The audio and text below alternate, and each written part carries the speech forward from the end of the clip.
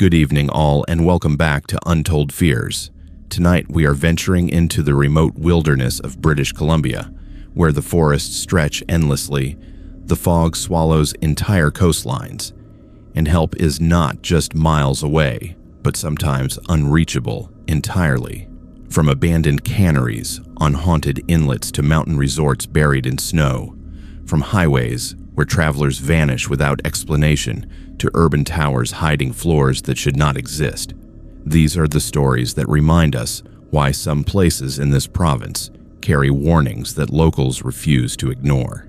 10 true accounts from people who thought they understood isolation until British Columbia showed them what it really means to be alone with something that does not belong.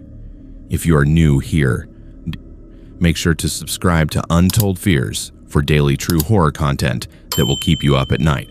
Hit that notification bell so you never miss when the darkness calls.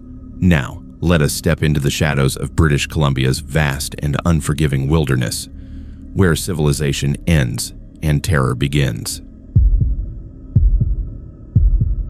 The winter I agreed to watch over the closed mountain lodge, I told everyone it was about rest. Time away from the ward, away from the night shifts and the constant alarms and the faces of patients I could not save. The truth was less noble. I needed the money, and I needed to prove to myself that I was not afraid of silence. After a decade working as a psychiatric nurse in Vancouver, silence felt like a luxury. I thought it would heal something in me. I did not understand yet that there are kinds of silence that do not heal. They hollow. The lodge sat outside Revelstoke, up a narrow switchback road that wound into the trees, and then kept going until the town lights vanished behind the mountain. In summer, it was full of tourists and skiers. In late November, it closed for the season. That was when they brought in caretakers like me, one person, sometimes couple, paid modestly to live on site, keep the pipes from freezing, do daily checks, and report anything serious. You will have a radio with a once-a-day check-in, the manager told me. A generator, a pantry full of food, and more peace than you will know what to do with. I brought my dog, Milo, a golden mix who had slept at the foot of my bed since nursing school. I trusted his instincts more than my own some days. When we pulled into the empty parking lot that first afternoon, snowflakes already drifting down, I saw the entire building stretched out like a sleeping animal. 3 floors of rooms, all dark, a lobby with floor-to-ceiling windows staring over a valley already filling with fog. The only sound was the distant groan of wind in the pines and the clicking tick of the cooling engine. Inside, the lodge smelled of wood polish and old coffee. Someone had left a half roll of mints at the front desk, like they expected to be back any minute. The manager walked me through the basics. Boiler room, emergency shutoffs, generator shed, staff kitchen, tiny apartment built into the back of the ground floor. Phones are all internal only, he said, tapping the switchboard panel. Guests use them to call the front desk or order room service in season. None of them connect to the outside anymore. No cell service up here either. If you need anything, that radio is your lifeline. He left just before sunset, his truck's taillights disappearing around the bend as the snow thickened. I stood in the driveway with Milo and listened as the sound faded, leaving nothing but the steady hush of falling snow. The road, the last link to anyone else, blurred and then vanished. It was just us and the lodge. The first week was peaceful. I fell into a routine. Wake up early, stoke the furnace, walk the halls with a clipboard, checking room temperatures and windows. There was something soothing about moving through spaces that were designed for crowds but held none. The bar with its chairs stacked upside down. The dining room with place settings packed away, tables bare. The long, carpeted hallways with identical doors, each room dark and still behind them. At night, I would read, cook simple meals, and sometimes wander into the empty lobby just to stand and look at the stars through those massive windows. On the 8th night, the phone rang. It was just after 11. I was in the staff kitchen making tea, Milo asleep on the mat by the door. The ring was clear and bright, echoing down the service hall. I froze, mug halfway to the kettle. For a second, I thought I had imagined it. Then it rang again. One of the guest room lines, not the front desk. The tones were different. It sounded wrong in a building that was supposed to be empty. I followed the sound to the front desk, where the old switchboard sat with its little lights and labeled lines. One light was blinking, soft and insistent. Room 312. I picked up the desk phone, more out of habit than anything, and pressed the corresponding button. Front desk, I said, because that is what came out when a phone rang in a building like this. There was a pause, then a woman's voice, clear and a little breathless like she had hurried from the bathroom. "Hi, sorry. Could I get some extra towels sent up? My husband tracked snow onto the bed. We are in 312. I did not answer. Milo, who had followed me, let out a low whine and sat down hard at my feet, staring at the desk as if someone were standing there. "Hello?" the woman said again. "Is anyone there?" My training kicked in. When someone sounds confused, you ground them. You establish facts. "Ma'am," I said slowly, "the lodge is closed. There are no guests." "Are you sure you are calling from this building?" A laugh, nervous but polite. "Joke's on me, right? Very funny. Look, I just need towels, and if you could check the heat, it is making a rattling noise in the vents. Sounds like someone crawling around in there." Something cold slid under my skin. I shut my eyes and pictured the layout. Room 312 was on the third floor, far end, facing the slope, 2 queen beds and a balcony. I had locked it myself yesterday, like every other room. No suitcase on the luggage stand, no shoes by the door, no wet footprints on the carpet. Empty. "Stay where you are," I heard myself say. "Do not open your door to anyone. I am coming up." The line went dead. Not a click, not a goodbye, just a sudden flat silence. I grabbed the flashlight and took the stairs, Milo close on my heels. The building creaked around us, the way old buildings do at night. Pipes expanded and groaned. The wind pressed against the outer walls, making the windows shudder in their frames. On the third floor, the motion sensors clicked the hall lights on in sections as we walked. Little pools of yellow opening ahead and fading behind. Room 312's door looked like every other one. The keycard lock light glowed steady green, meaning secured. No light showed under the threshold. I stood there, listening. Nothing. No voices, no television, no rattling vents. Just my own breathing and Milo's. I swiped my MasterCard and pushed the door open. The room was as empty as a showroom. Beds made tight.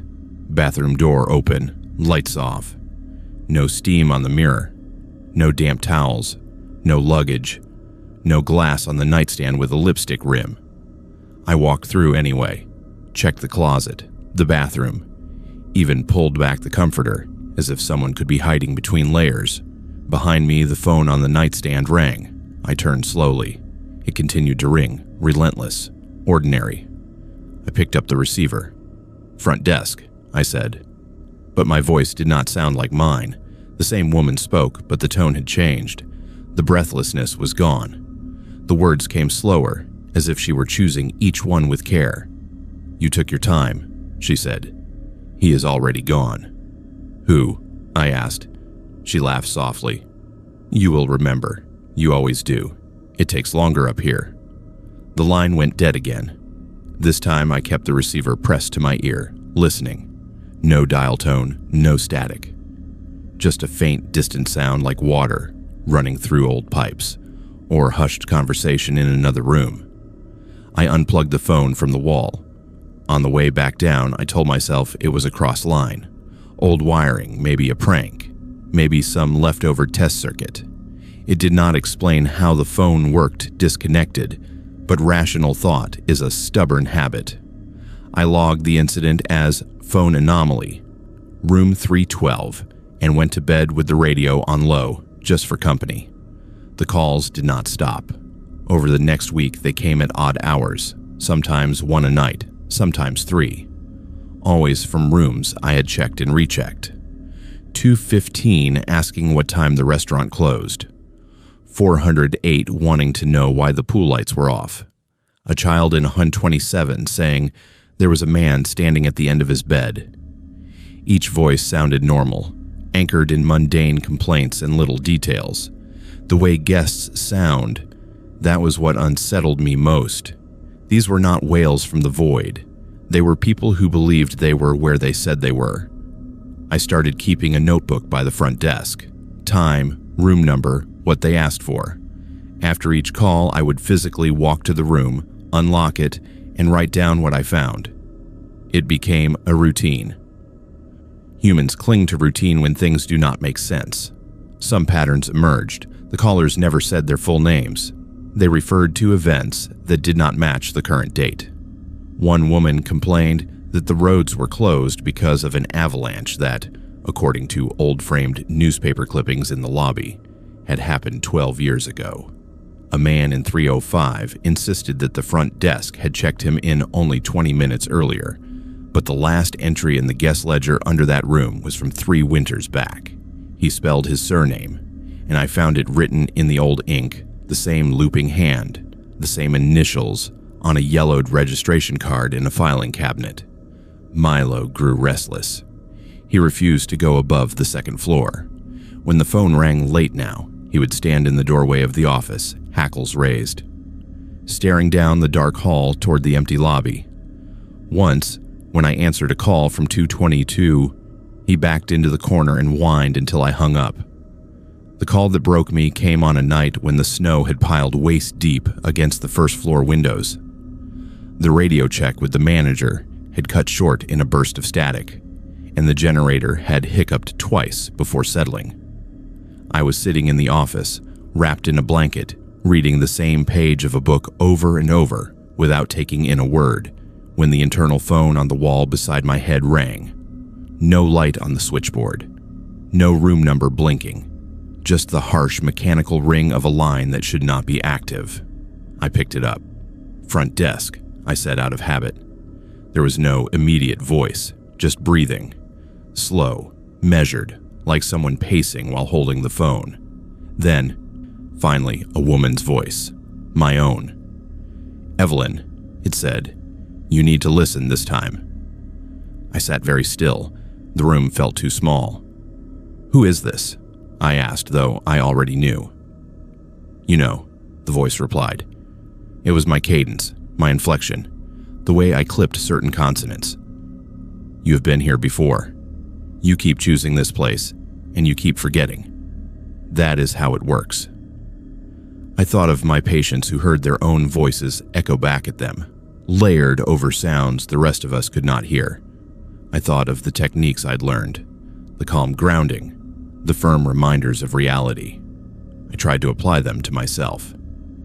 "This is my first season here," I said. "I signed the contract in September. I drove up last week. I can show you the paperwork." A soft chuckle. "Paperwork resets. Listen to me.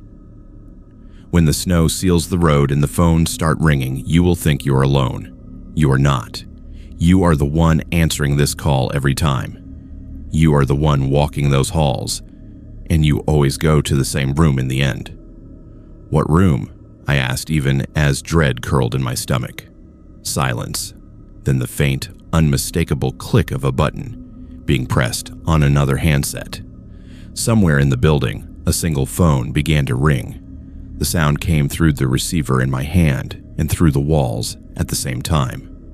Far away, 3rd floor. I did not want to go. Every instinct screamed at me to stay in the office, lock the door, turn up the radio until the lodge was filled with human voices and bad music. But years of training, of being the person who goes toward trouble, not away from it, pulled me to my feet. Milo stayed behind, chest low to the ground, ears flattened, eyes tracking me with a look that I still see in my sleep. I took the stairs. The building creaked and sighed. The ringing continued steady, patient. The motion lights blinked on ahead of me, off behind. The sound drew me to the end of the 3rd floor hall, room 319. The door stood slightly ajar, latch not fully engaged. The ringing was louder here, coming from inside. I pushed the door open with 2 fingers. The room was dim, lit only by the bleed of the hall light and the orange glow of the thermostat. The phone on the nightstand rang and rang. I stepped closer, heart banging against my ribs, and saw the notepad beside it. A single page, blank except for 4 words written in my own hand. The ink still fresh. Do not answer this. The phone stopped. Behind me. The door eased itself shut with a soft, final click. I turned slowly. The latch did not move. The handle did not turn. But the sound was unmistakable. It felt like the mountain itself had exhaled and closed a fist around the lodge. The thermostat clicked. The vents rattled. For a moment, there was nothing but the hum of forced air. Then, from within the vent above the bed, voices.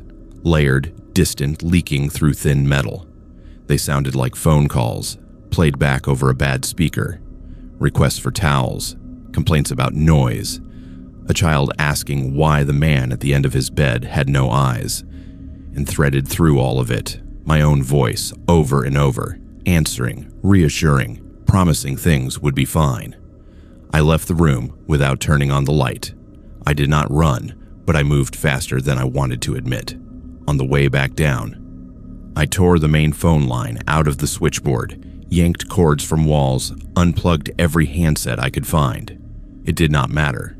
They rang anyway, faintly, somewhere behind the plaster buried in the bones of the building. I lasted 2 more nights.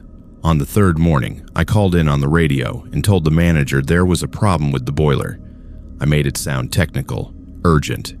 He agreed to send someone up with parts and told me to meet them at the road. I did not argue. I packed my bag, whistled for Milo, and walked down the snow-packed drive until I could see the valley again. I never told them about the phone calls. They would have smiled politely, chalked it up to the stress of the job, maybe put a note in some file about my suitability for remote postings. It does not matter. They will find someone else next season. They always do. Back in the city, surrounded by traffic and sirens and the constant buzz of urban life, I sometimes wake in the middle of the night to the sound of a phone ringing in another room. Not my cell, not the landline. A sound that does not match any device I own. It usually stops before I can track it down. Once, half asleep, I picked up the cordless on my nightstand anyway. "Front desk," I said. My own voice answered, thin and far away, as if carried over a mountain of snow. "You took your time," it said. "He is already gone." I hung up. I removed the batteries. It did not matter. There are places where time folds, where roles repeat, and where you can be both the one calling and the one answering, trapped in the same conversation forever. That lodge in the mountains is one of them. I tell myself I will never go back. But some nights, when the city is unusually quiet and the air feels thin, I hear a faint ringing in the walls and wonder if I ever truly left, or if part of me is still there, sitting at an empty front desk, waiting for a phone that will not stop calling from rooms that should not have voices at all. The night I left Prince George for Terrace, the sky looked like it had been scraped raw. Low clouds brushed the tops of the pines, heavy with the kind of snow that waits until you are far from help before it lets go. I told myself I was not worried. I had driven northern highways in worse weather, in worse trucks, with less at stake. This run was supposed to be my turning point. New shop, better pay, a real shot at leaving my teenage record and my reputation as that kid who always finds trouble behind. My mother hugged me twice before I left, the second time tighter than the first. "Text when you get in," she said. "No speeding, no picking up strangers." I promised her all of that. I meant it. I also knew that if I wanted to make it to Terrace before the shop closed the next day, I had to chew through as many miles as possible before the storm hit. The mechanic I had apprenticed under used to say the same thing about engines and people. Once they seize up, you do not always get a second chance. The highway west out of Prince George at night feels like a tunnel through a sleeping world. Headlights carve 2 pale tunnels in the dark, reflecting off the eyes of deer and the occasional stray dog. The rest is trees and more trees, black and endless, crowding against the shoulder. Gas stations thin out fast once you pass the last proper town. Cell service clings to the edges of the road for a while, then drops off without warning. It is beautiful in a way that only people used to that kind of isolation can understand. It is also the kind of place where bad things can happen and no one will know until it is too late. I was 3 hours into the drive when I saw the SUV. Its hazard lights strobed red in the distance, a sick heartbeat in the dark. As I got closer, I could see it was pulled halfway onto the shoulder, nose pointed toward the tree line. One door open.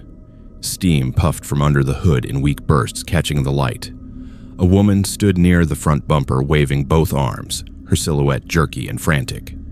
Every cautionary tale my mother had ever told me sat up in the back of my mind. Do not stop at night. Do not trust what you cannot see past your headlights. But I also remembered the time I watched a car spin out on black ice when I was 17, and did nothing because I was scared and stupid. I still see the look the driver gave me when I finally drove past. It was not anger. It was disbelief. I slowed, eased my pickup onto the shoulder a safe distance behind the SUV, and left the engine running. The air that hit me when I opened the door cut straight through my jacket. The woman jogged toward me, boots crunching on the icy gravel. "Thank God," she said, breath clouding. She looked around 30, maybe a little older, bundled in a parka with the hood down, hair pulled back in a messy knot. "I have been out here for 20 minutes. Nothing. I thought I was going to freeze." "What happened?" I asked, keeping my hands visible and my tone neutral. "You learn to read people working in shops. Panic usually looks the same. Hers was too clean. No trembling hands. No unfocused eyes. Just a little too much urgency in the way she leaned toward me. Engine just died," she said. "All the lights on the dash went crazy. It will not turn over. My husband is in the truck. He tried to call a tow, but there is no signal. Please, can you have a look? I saw your toolbox in the back." I glanced past her. The driver's side door of the SUV was open, interior lights on. I could not see anyone sitting inside from this angle. That alone was not unheard of. People move around, but something about the way the door was propped wide, not just cracked, bothered me. It made the whole scene feel staged, like a picture from a safety manual. "Mind if I grab a light?" I said. She nodded quickly. "Of course. Please hurry. He's not feeling well." That was when she overplayed it. She reached out and touched my arm, squeezing just a fraction too hard. Most people hesitate before touching a stranger on a dark highway. Their bodies know what their mouths do not say. Hers did not. I walked back to my truck, opened the rear door, and leaned in as if rummaging. In reality, I was checking the mirror. A second vehicle sat dark on the opposite side of the road, maybe 50 yards back, barely visible without my brights on. No hazard lights, no interior glow, just the faint gleam of metal where the tailgate reflected my headlights. My mouth went dry. It could have been coincidence. A car pulled off for a different reason. Someone who stopped before I did and stayed in their seat. But the longer I stared, the less sense that made.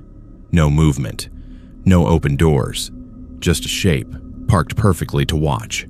In the reflection, I saw the woman glance over her shoulder, not at my truck, at the dark vehicle, like she was checking if someone had seen me notice. I grabbed my flashlight and my heavy wrench. Old habits again. If you cannot avoid trouble, you might as well meet it with something solid in your hand. "All right," I said, walking toward the SUV. "Pop the hood. I will see what I can do." She jogged ahead and did as I asked, fumbling with the latch in a way that seemed exaggerated. The hood came up, blocking my direct view of the road for a moment. Steam curled out, smelling faintly of coolant. The engine bay looked intact. No obvious leaks. No oil sprayed where it should not be. I leaned in, more for show than anything, and clicked the flashlight on. "Key in the ignition?" I asked. "Yes," she said. "He is in there. He is not feeling well." There it was again. That slight stutter when she talked about her so-called husband, like she was trying to remember a script. Ask him to try and start it, I said. She did not move. He is asleep, she said. He would not wake up. That is why I was so scared. I straightened, keeping the truck between us, the wrench hanging loose at my side. You went from thinking it was an engine problem to leaving an unconscious man alone in a dead car on the side of the highway to flag down strangers, I asked. That is not how this works. For the first time, her smile slipped. It was quick, a flicker, but I saw the calculation behind her eyes. The act was tiring her. She glanced at the dark vehicle again, just once, but long enough. Look, she said, her tone sharpening. I do not have time to explain everything. Can you just help or not? I can call it in at the next station, I replied. There's no reason for me to stick around if he is not responsive. You need an ambulance, not a wrench. I started to step back. That was when I saw movement behind the SUV in the rear window, a shadow shifting where no one had been before, the faint outline of a head ducking out of sight. Something clenched in my chest. All the warnings, all the stories about staged breakdowns and ambushes along isolated routes clicked into place. I did not know exactly how they planned to do it, force me into their vehicle, take mine, worse. But I knew one thing. I was done being part of their scene. Get away from my truck, I said quietly. She blinked. What? You heard me. I raised my voice without shouting. I can see him back there. Tell him to stay put. I am leaving. For a heartbeat, the only sound was the ticking of cooling metal and the distant rush of wind in the trees. Then, from behind the SUV, a man's voice called out, Hey buddy, come take a look at the back tire. It looks weird. Might be why it stopped. I did not turn toward him. I backed up step by slow step until I could feel my own truck's grill against my spine. The woman took one step forward as if to follow, then froze when she saw the wrench in my hand shift into a ready grip. I have a dash cam, I said. GPS tracker too. Both upload when they get signal. If anything happens to me or this truck, there's footage and a timestamp. Think about that. Her eyes went flat. The panic vanished completely, leaving something cold and bored in its place. You should not be out here alone, she said. There was no pretense of concern now, just annoyance. Not very smart. Funny, I replied. I was about to say the same.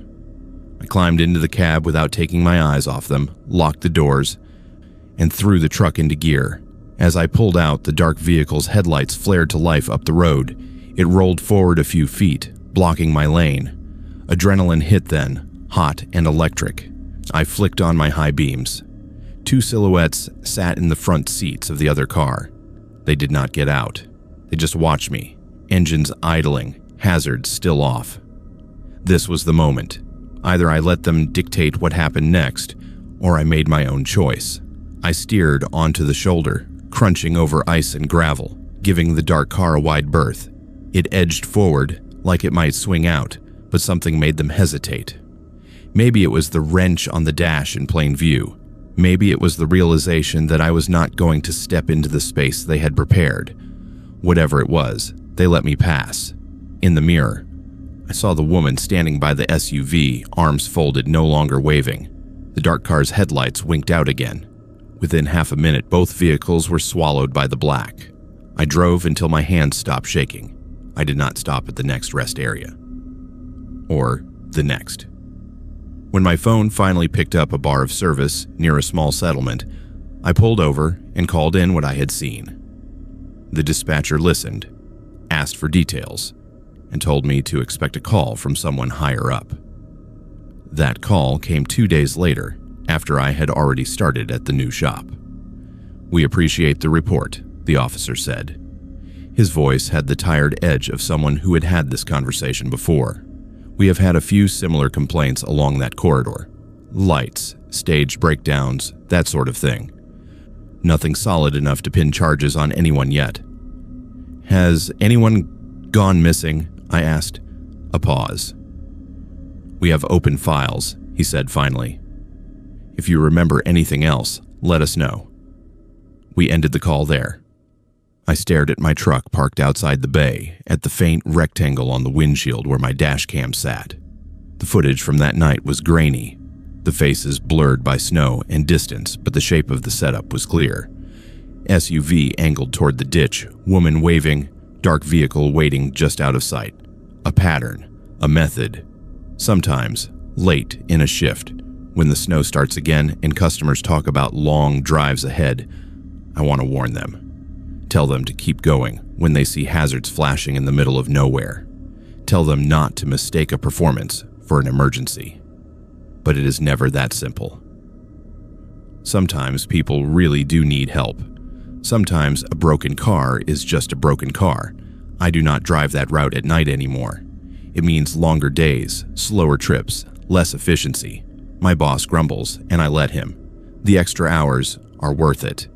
Because when I picture that woman's face, the moment the concern drained out and something empty looked back at me, I know this much. The next person who stops might not ask as many questions. And out there, where the highway narrows and the trees lean in close, the distance between a lucky escape and a cold case file is just one choice made in the span of a few heartbeats, under the flicker of hazard lights that were never meant to warn you away. The island did not have a name on most maps. On the charts the university gave us, it was a number and a set of coordinates in the Gulf Islands, a sliver of rock and forest wedged between better-known places that tourists actually visited. For our purposes, that anonymity was perfect. We were there to study eelgrass beds and shoreline erosion, not nightlife. We wanted a coastline that did not change much from one year to the next unless wind and tide made it so. There were 3 of us on the project that season. I was 29, a grad student who had already sunk 2 years into a thesis on intertidal ecosystems. My research partner, Matt, was a data nerd who loved nothing more than calibrating equipment. And then there was our supervisor, a quiet postdoc named Chen, who had done this run twice before and assured us the island was boringly stable. We would be camped for 3 weeks, alone except for the occasional passing fishing boat. We arrived by small research vessel on a calm morning, unloaded our gear onto the stony beach, and watched the boat pull away, a white wake foaming behind it. When the engine noise faded, the silence hit. Not total silence. There were gulls, the slap of small waves on rock, the rustle of wind through shore pines, but the absence of human noise. No traffic hum, no distant highway, no float planes buzzing overhead. Just raw landscape and us. Camp went up in a shallow dip above the high tide line. 2 tents for sleeping, a larger tarp shelter for cooking and equipment, a folding table covered in laptops, GPS units, batteries, data loggers. We were not roughing it in the old survivalist sense. Our entire world revolved around electronics. Every tide cycle, every transect we walked, every water sample we logged with obsessive care. The days settled into a pattern. Up before dawn, coffee on the camp stove, then out along the shore with headlamps, marking our transects with flagged rebar rods. The island's perimeter was only a couple of kilometers, but its indented coves and outcroppings made it feel larger. Some stretches were bare rock, others soft sand, others dense with eelgrass that swayed like dark hair in the shallows. We moved in slow, deliberate lines, recording quadrat after quadrat, watching the sun climb and fall. It was on the 4th night that the data stopped matching our memories. I was sitting at the table, downloading GPS tracks from the handheld units while Matt sorted photos. Chen had gone to his tent early with a headache. Our headlamps cast bright cones of light on the equipment, everything outside that glow falling into a deep, formless blue. The laptop screen filled with a map of the day's work. Looping paths along the southern shoreline, waypoints at sampling sites. Satisfied, I queued the export and moved on to the next unit. The second GPS file opened to a different picture. Instead of neat lines following the tide's edge between 8 in the morning and 2 in the afternoon, there was another track, time-stamped at 3:12 a.m. It traced a slow walk around almost the entire island, hugging the waterline, pausing for several minutes in at least 3 spots. The file listed 2 devices connected during that window, our units. Mine and Matt's. Very funny, I said without looking up. Did you leave a logger running just to mess with me? He frowned. What are you talking about? I turned the screen so he could see. The track glowed in red against the dark background, a perfect loop, tagged with our initials at the start and end point, right at our camp. We were asleep at 3, he said. You snore. Believe me, I would know if we had gone for a walk. I wanted to laugh it off, call it a glitch, some setting neither of us had noticed, but the timestamps were precise. The elevation changes matched the subtle slopes we dealt with each day. It was not random noise. It was our exact route from earlier, only at a time when we had been zipped into sleeping bags. Maybe the time is wrong, I said. Maybe it reset to some default. Matt checked his watch. Then, the unit's internal clock. Both matched local time. No offset. No daylight savings issue. No obvious bug. Maybe we mixed files. I tried again, but doubt was already chewing at the words. I knew our procedure.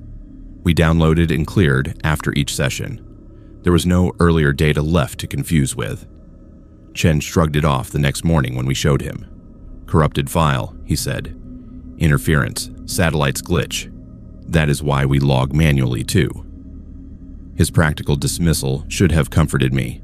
Instead, it made me feel more alone with the unease. When something does not make sense in a controlled system, you can either dig or look away. Chen chose to look away. I started to dig. Over the next few days, more small wrongnesses surfaced. A series of photos on one of the cameras that neither of us remembered taking. Shoreline shots from low angles, as if the photographer had been crouching at the exact water's edge in the dark. A sample bottle labeled with my handwriting and a date 2 days ahead, tucked neatly into the cooler. Data entry times that did not line up with when we had been at the laptop. Sleep deprivation, Chen said when I brought it up again. The days blur. It is easy to misremember. He was not wrong. Fieldwork grinds you down. But there is a difference between forgetting you logged Site B before Site C and discovering your name on something you know you never touched. The first time I woke somewhere other than my tent, the sky was a pre-dawn gray, and my knees were wet. I came to standing on the shore, just above the tide line, boots half sunk in cold sand. The wind cut through my fleece. Behind me, the dark bulk of the island loomed. Ahead, the water stretched empty. For a few seconds, I thought I had gone for a bathroom run and spaced out. Then I realized I was holding the GPS unit in one hand and a sample bottle in the other. My watch read 3:19 a.m. Back at camp, both tents were zipped. Chen snored faintly. Matt's headlamp hung from his ridgeline, casting a dim circle on his sleeping bag. My own bag was empty, still warm. Milo, from my last story, would have barked his head off at someone leaving like that. We had no Milo, just 3 humans, and a series of questions none of us wanted to ask out loud. I told myself I had woken, decided to get a head start, and forgotten the choice in that hazy way you forget dreams. But when I checked the laptop later, a new track appeared on the island map, 3:02 to 3:21 a.m., my initials at the start and end. A neat little line from camp to the exact spot where I had woken. I did not tell the others about that one. 2 nights later, it happened to Matt. I woke to Chen's voice calling my name, low and urgent. The air in the tent was ice. I unzipped the door and stuck my head out to find him standing by the dying fire, bareheaded, his hair ruffled in a way I had never seen. Matt is not in his tent, he said. His boots are gone. We found him at the far western point of the island, sitting on a rock with his feet dangling over black water. The sea was calm, but the drop was sheer, 30 feet at least. If he had leaned a little too far, no one would have heard the splash over the wind. Hey, I said carefully, approaching from the side. Field trip's not until morning. He turned his head slowly. His eyes were open, but the expression was wrong, too flat, like someone just below consciousness. It took a long moment before the focus clicked back in. "What time is it?" he asked. "3, I said. "You do not remember coming out here, do you?" He looked down at his hands. The GPS unit sat in his right, screen dark. In his left, a sample scoop. The same combination I had carried. "I had a dream I was checking the lines," he muttered. I could hear waves, but I thought it was wind. We herded him back to camp, made him drink hot tea until his hands stopped shaking. Chen's face was tight in a way I had not seen before. Whatever rational explanations he had been holding on to were slipping. That morning, the GPS map showed 2 overlapping tracks at 3:11 a.m., one mine, one Matt's. Both circled the same section of shoreline. Both started and ended at camp. Neither of us had any memory beyond the snapshots our brains had grabbed on waking. "We are logging in our sleep," I said, "or something is logging us." It was a ridiculous sentence, but in that moment, it felt exact. The last night, the island pushed back harder. We had already decided to cut the trip short. 3 weeks had seemed reasonable on paper. In reality, the days had melted together into a blur of work, punctuated by increasingly disturbing gaps. Chen radioed the boat to come a day early. Weather was moving in anyway, the captain said. Better to get off while the channel was still passable. That evening, as we packed samples and backed up hard drives, the air grew heavy. The gulls that usually screamed and circled over the rocks were absent. The wind dropped. The tide came in unnaturally fast, climbing the stones and licking at the edge of camp with long, greedy swells. At 11 p.m., all 3 of our headlamps died within seconds of each other. We had charged them that afternoon. The batteries were fresh. One moment, the world was lit in 3 clean cones. The next, there was only the dim glow of the laptop and the faint phosphorescence of breaking waves. "Battery failure," Chen said automatically, but there was no conviction in it. The laptop screen flickered. Folders opened and closed. Files selected themselves. On the GPS map, new tracks began to draw in real time, bright lines crawling along the island's perimeter. They were not ours. We were sitting still. Yet the devices, still in their cradles, insisted we were moving. 3 paths, 3 sets of initials, walking in 3 different directions. I felt something then. Not a presence in the horror movie sense. More like a reversal. For days we had been recording the island, its shapes, its rhythms, its invisible boundaries. Now, something felt like it was recording us back, tracing our movements, inscribing them into some pattern we could not read. "Shut it down," I said. All of it. We powered off what we could, pulled batteries, yanked cords. The laptop died mid-process, screen going black in a way that felt final. The air inside the tarp shelter thickened, hard to breathe. We did not sleep that night. We sat by the cold fire pit, wrapped in every layer we had, watching the dark line where water met stone. Every so often, I would swear I saw figures moving along the shore, just at the edge of vision, small and distant, like people with headlamps walking our transects. When I blinked, they were gone. Morning came pale and weak. The boat's engine was the best sound I have ever heard. We loaded our gear in tense silence, none of us wanting to be the one to say we were glad to leave. Back at the lab, the files were waiting. Despite the shutdown, despite the battery pulls, the GPS units held complete logs for the entire trip, including that final night. The 3 a.m. tracks were there, mine, Matt's, Chen's. Each night, at various times, long loops of movement around the island, sometimes 2 at once, once all 3, intersecting at points where none of us remembered ever standing. Worse were the photos. On one memory card, buried between shots of eelgrass and quadrats, we found a sequence of images taken from the tree line, looking toward our camp. In each, the 3 of us moved about our tasks, heads bent, unaware. The timestamps matched times when, according to our schedule and notes, we had been out on the shore, far from camp. Trail cameras, the department head suggested when we showed him. Maybe leftovers from another study. There had been no other study. We had checked. No one had used that island in years. I finished my thesis. I defended it, got my degree. On paper, the data looked solid.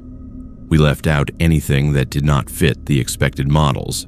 Anomalous tracks and duplicate timestamps do not go over well in committee meetings, but I did not go back into the field. Sometimes, when I cannot sleep, I pull up the archived island files and watch the tracks animate across the screen. Little colored lines tracing the same narrow band of shoreline, night after night, long after we should have been unconscious. If I let it loop long enough, the paths start to look less like random walks and more like writing, a script in a language made of tides and footsteps. Maybe we were never as alone there as we thought.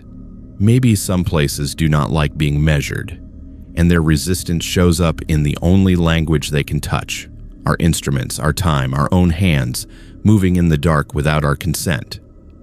I do not know what we really recorded on that island. I just know that sometimes, in a quiet room miles from any coast, my phone buzzes with a GPS alert at 3:12 a.m., flagging movement on an app I forgot to uninstall.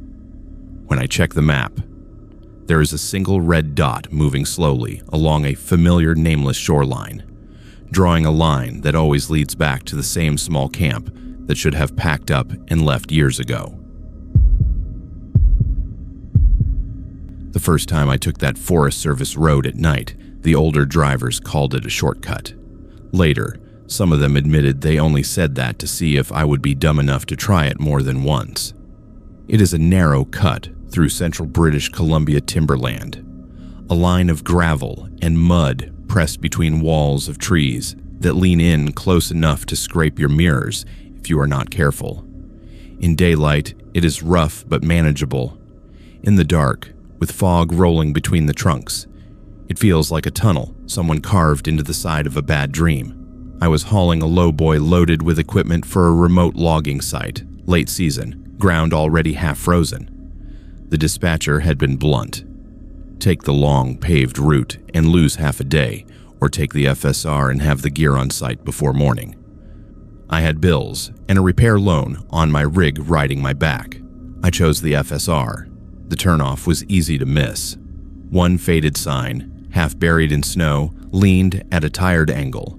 The pavement ended in a hard edge, dropping onto packed dirt scarred with old tire ruts. My headlights swept forward, revealing a tight corridor of spruce and fir, branches heavy with wet snow. The sky vanished. The world shrank to 2 ribbons of light and the ragged breath of my engine. For the first 20 kilometers, it was just tedious. I kept it slow, mindful of black ice and deep potholes that could snap a suspension if I was careless. The trailer creaked and complained behind me as it rolled over washboard sections.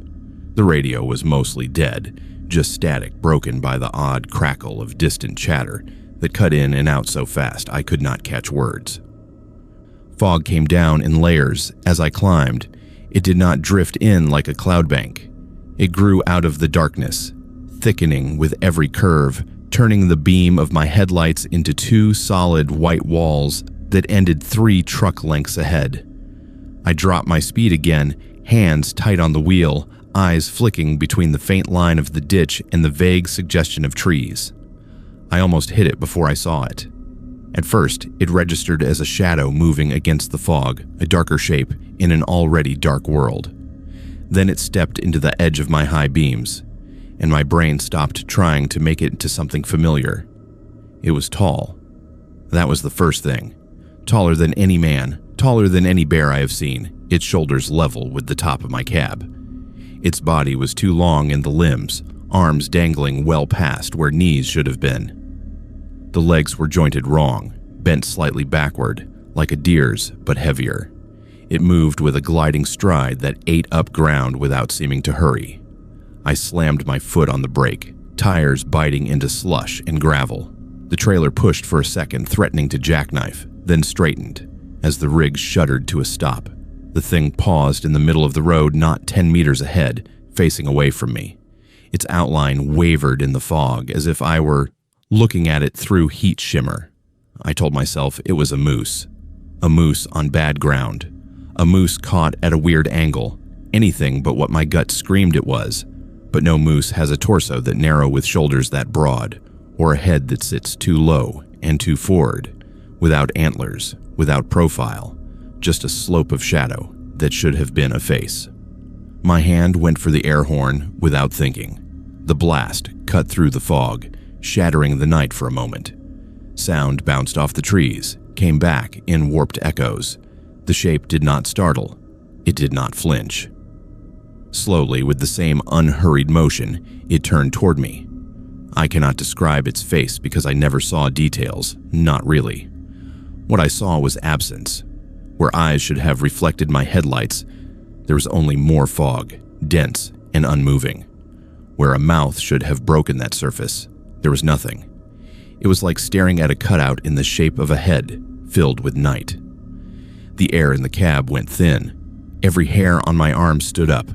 I could hear my own pulse, loud and hard in my ears.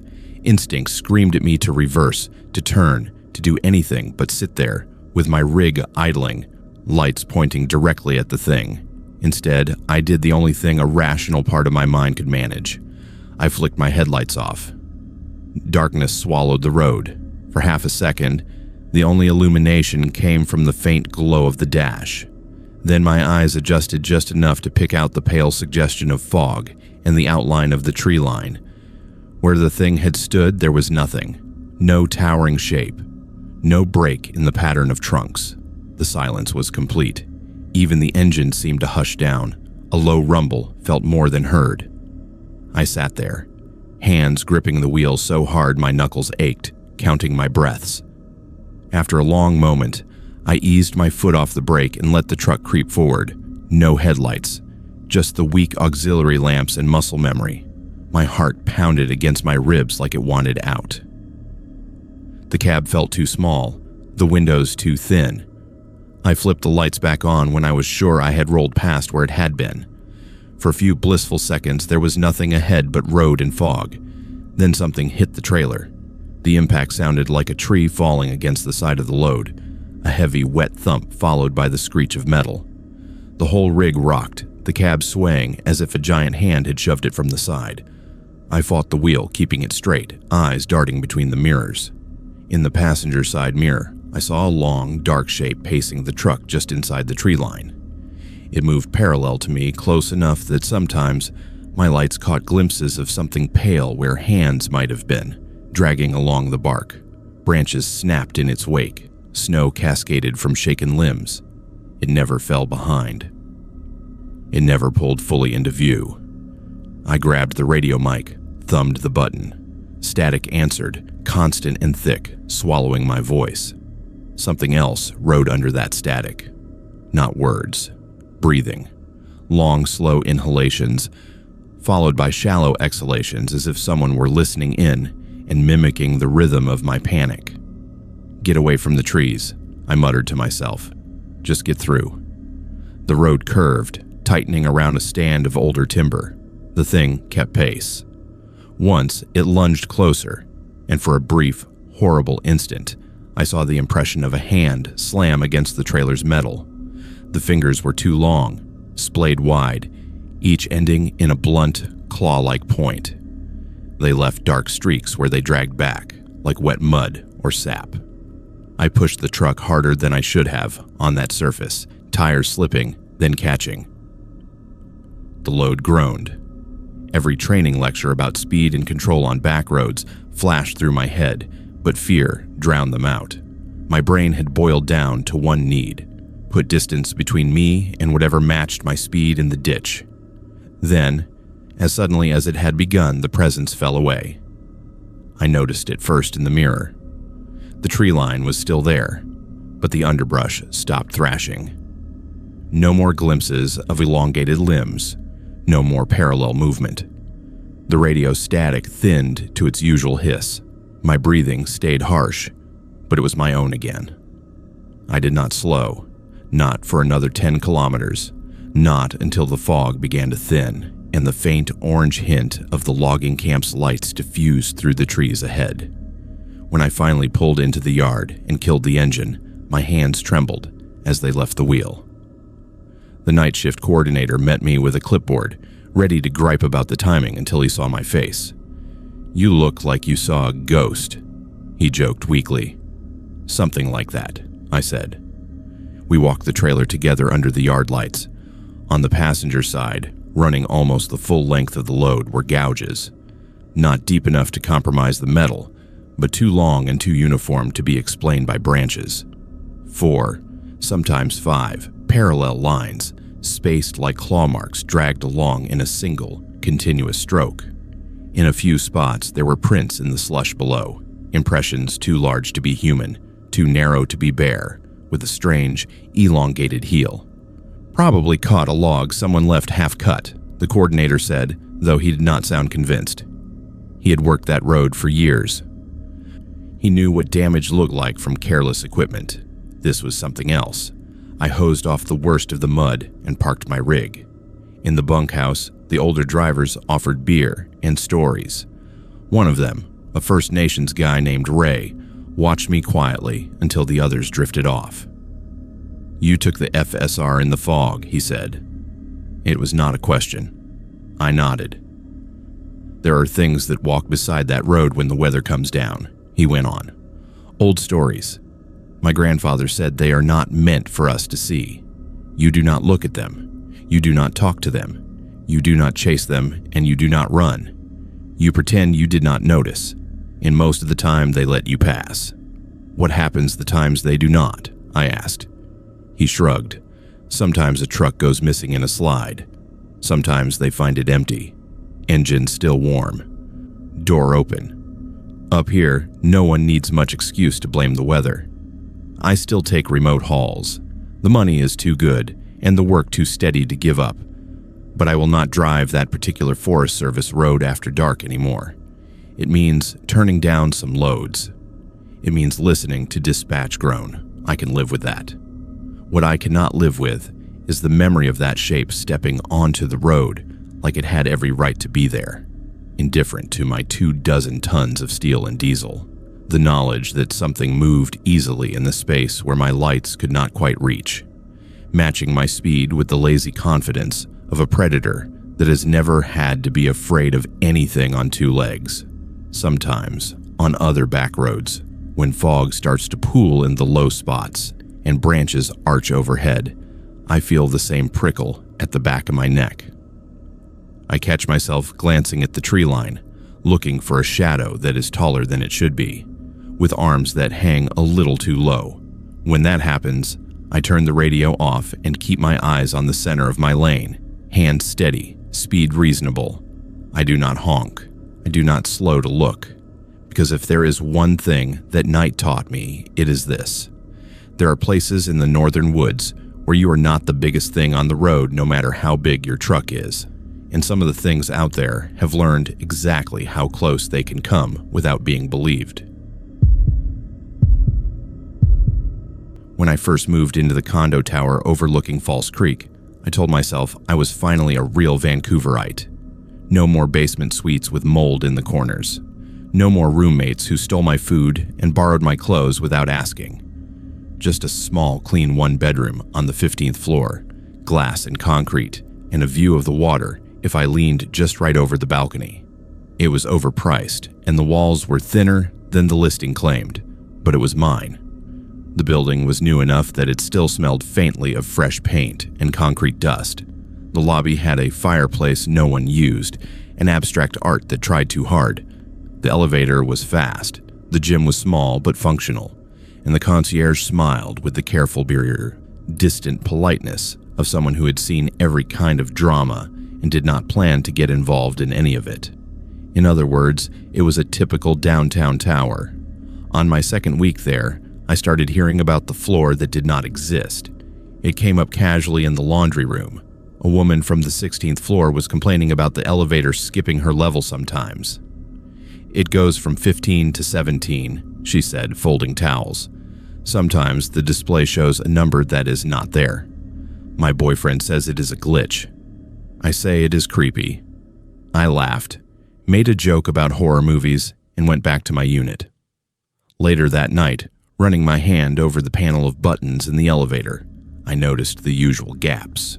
No 13 for superstitious buyers. No 4 to cater to certain cultural preferences. 15, 16, 17, 18. No missing physical floors. Just the usual numbering tricks. The first time the elevator took me somewhere, it should not have. I was coming home late from the office, half asleep on my feet. I pressed 15, leaned back, and let my eyes drift shut. The car hummed up, that slight change in pressure popping my ears on the way. When the doors slid open, the hallway was dark. Not dim. Not with motion sensors waiting to trigger. Dark. No overhead sconces. No exit signs, glowing red. Just a long corridor lit only by the weak spill of light from the elevator itself. The carpet under that light looked unfinished. Raw concrete instead of the patterned runner I was used to stepping onto. The walls were bare drywall, seams visible, no artwork, no unit numbers. I jabbed at the door close button harder than I needed to. The doors slid shut with their usual smoothness. The display above the panel flickered. For a second, instead of 15, it showed a number that did not make sense. 16.5. Then it reset to 1 and began to climb. I told myself I was more tired than I realized, that I had hit the wrong button and ended up at some mechanical level. The next time I rode the elevator with my neighbor from 1503, I asked if there was a service floor between 16 and 17. He frowned. Just the amenity deck on 5, he said. Nothing up top. Why? Just curious, I replied, and left it at that. Weeks went by. Work piled up. Deadlines came and went. The building settled into my routine. Morning gym, elevator to ground, walk to the office. Evening elevator back up, microwave dinners, emails on the couch. The weird trip faded in my mind, filed away under odd glitches and half-dreams. Then I started seeing the woman in the security footage. The first time was by accident. Someone kept stealing packages from the mailroom, and the property manager sent out an email asking residents to be vigilant. He included a few stills from the lobby camera, a grainy figure in a hoodie, blurred as they grabbed a box and walked out. It annoyed me more than it scared me. I worked hard for my stuff. A week later, a notice went up in the elevator about another theft. I passed the manager in the lobby and asked if they had better images this time. "We are reviewing," he said, gesturing toward the small office behind the desk. "You're welcome to see if you recognize anyone, but we cannot share copies." I followed him in. The office smelled like printer toner and old coffee. A bank of monitors showed feeds from the lobby, parkade, hallways. On one screen, he played back footage of the mailroom from 2 nights before. Timestamps flickered in the corner, white numbers on black. We watched a man in a baseball cap walk in, check his mailbox, leave. An older woman wrestle a parcel out of one of the lockers. A couple argue quietly over a flyer. Normal life caught in unflattering fluorescent light. Then, for just a moment, the angle of the camera shifted, flickering as if it had lost its signal. The image warped, straight lines bending, colors washing out. In that distortion, at the far end of the hall, a figure stood that had not been there a second before. A woman in a plain dress, shoulder-length hair, head tilted slightly down. She was facing away from the camera, hands at her sides. "Wait," I said. "Go back." The manager rewound. We watched the sequence again. The flicker, the shift, the woman. This time, as the image stabilized, she turned her head slightly, just enough that I saw the line of her jaw. She looked like me. Not exactly. This woman was thinner, cheeks hollow, hair a little longer, posture more slumped. But the shape, the height, the way she held her shoulders, it was close enough that my stomach clenched. "Do you recognize her?" the manager asked. "No," I lied. That night, I propped my laptop on the kitchen counter and logged into the building's online portal. Residents could view the feed from the camera outside the front doors for security reasons. I told myself I was being cautious, making sure no one was lurking. Instead, I fast-forwarded through hours of footage, eyes burning. Around 2 a.m, I saw her again. The lobby was empty. The front doors were closed, night outside pressed against the glass. The camera view shimmered, a faint distortion like heat above a radiator. Then she stepped into frame from the far right, from the wall, not from any doorway. Same dress, same slumped shoulders. She walked toward the elevator, head still slightly bowed, and pressed the button. The doors opened. She stepped in without looking up. I paused the video, zoomed in as far as the grainy feed would allow. Her features stayed indistinct, but there was something horribly familiar in the way she stood inside the elevator car, turned slightly toward the back, hands folded in front of her as if waiting for a verdict. The display above the doors flickered through the floors. 1, 2, 3. Then a symbol I had never seen before, a blocky, incomplete figure, not a number. Maybe this is what stress does, I told myself. It makes you see patterns where there are none. The elevator rides got worse. Sometimes when I got in alone and pressed 15, the car would start up, then slow between floors. The overhead lights would dim for a heartbeat, replaced by a faint red glow that seemed to seep from the seams around the doors. The display would show that wrong symbol again, a half number, a level that did not exist. Twice, the doors opened on that dark, unfinished corridor again. The second time, there was light at the very far end, a small rectangular glow like a door cracked to a lit room. In that distant frame, a figure stood, just a darker smear against the darkness, facing the elevator. I did not step out. I hit the close button until the car obeyed and carried me up to where the carpet was patterned and the sconces were warm and yellow. I started taking the stairs more. Other residents mentioned odd things in passing. A woman on 17 said she had heard someone walking above her in the middle of the night, dragging footsteps, even though there were no units above hers, only the roof deck. A man on 14 complained about his ceiling light turning on at exactly 3:11 a.m. every night, no matter how he set the switches. No one wanted to be the first to say the word haunted. We called it bad wiring, cheap construction, software issues. One evening, coming home later than usual, I stepped into the elevator and found the woman already there. She stood in the back corner, facing the doors, hands folded. Her dress was colorless in the dim light, something between gray and beige. Her hair hung in limp strands. Her skin had the washed-out tone of someone who had not seen sun in a very long time. For a second, I thought she was a neighbor I had not met yet. Then I saw her reflection in the polished metal panel beside us. In the reflection, she was facing me, head tilted, eyes level with mine, expression empty. I did not turn my head. I watched her only in the metal. The car door slid shut. No one had pressed a button, but the elevator began to move. The floor display showed no numbers now, just that broken symbol, cycling. My throat went dry. 15, please, I said. My voice sounded thin and small. She did not move. The car kept climbing. The air grew colder, my breath ghosting white. Somewhere above us, the cable sang a note that hummed in my teeth. The elevator shuddered to a stop. The doors opened onto total darkness. No half-finished hall, no exit signs, nothing, just black. The cold that rolled in felt like opening a freezer that had been sealed for years. In the reflection, she smiled. A small, brittle thing that did not reach her eyes. "Do not get off here," she said. Her voice was mine, but with all the warmth scraped out. I slammed the door close button with my palm.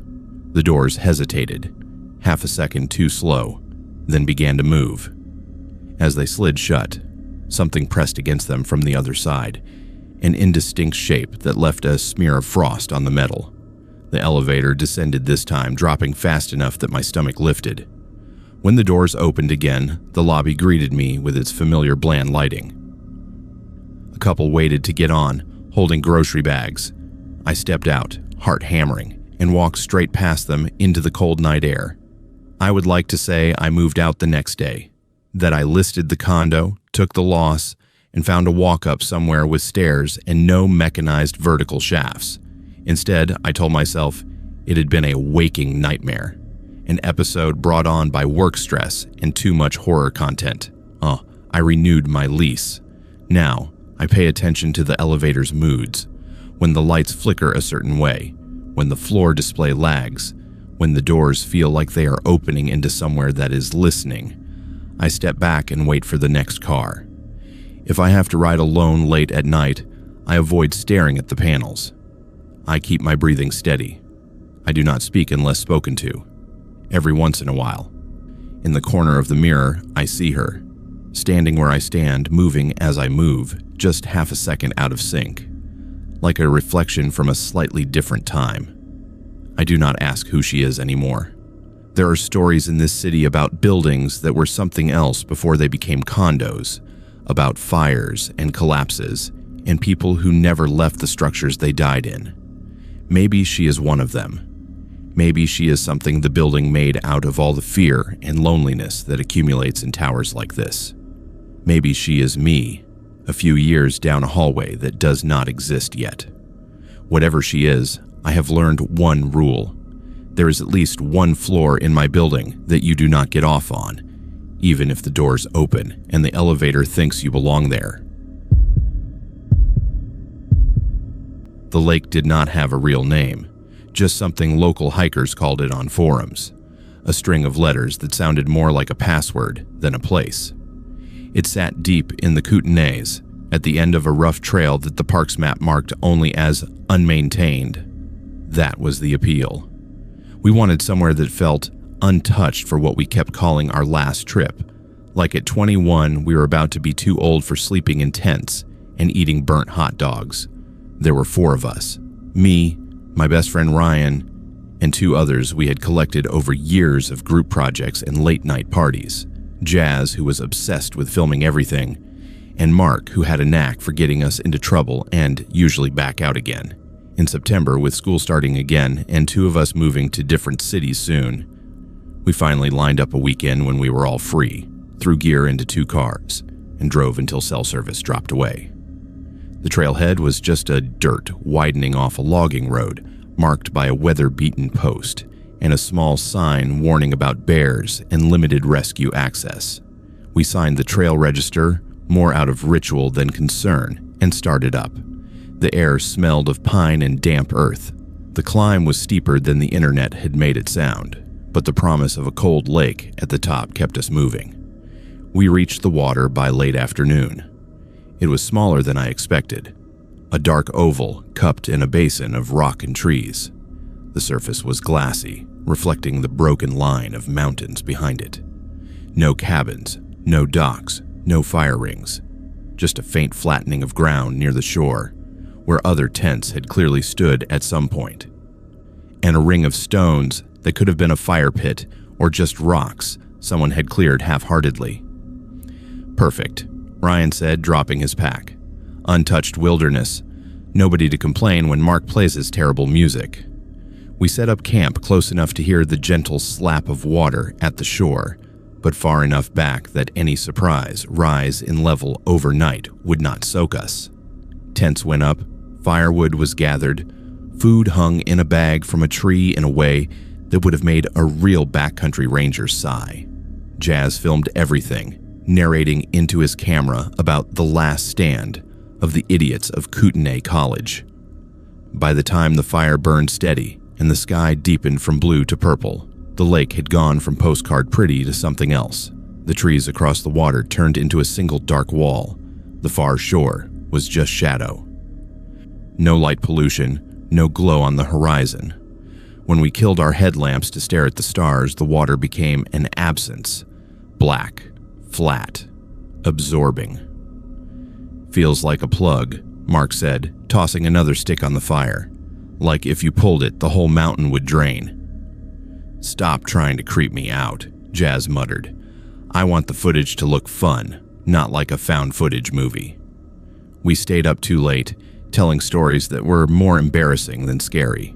When the fire burned down to coals, one by one we crawled into our tents.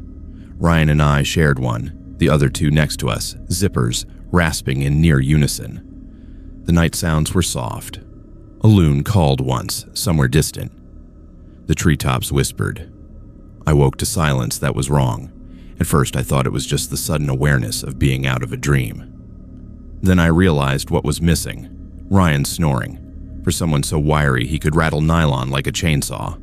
Now, his sleeping bag beside mine was empty, half unzipped, cold to the touch. I checked my watch. 2:17 a.m. Ryan, I whispered. No answer. I listened. From the other tent came the soft, steady breaths of deep sleep.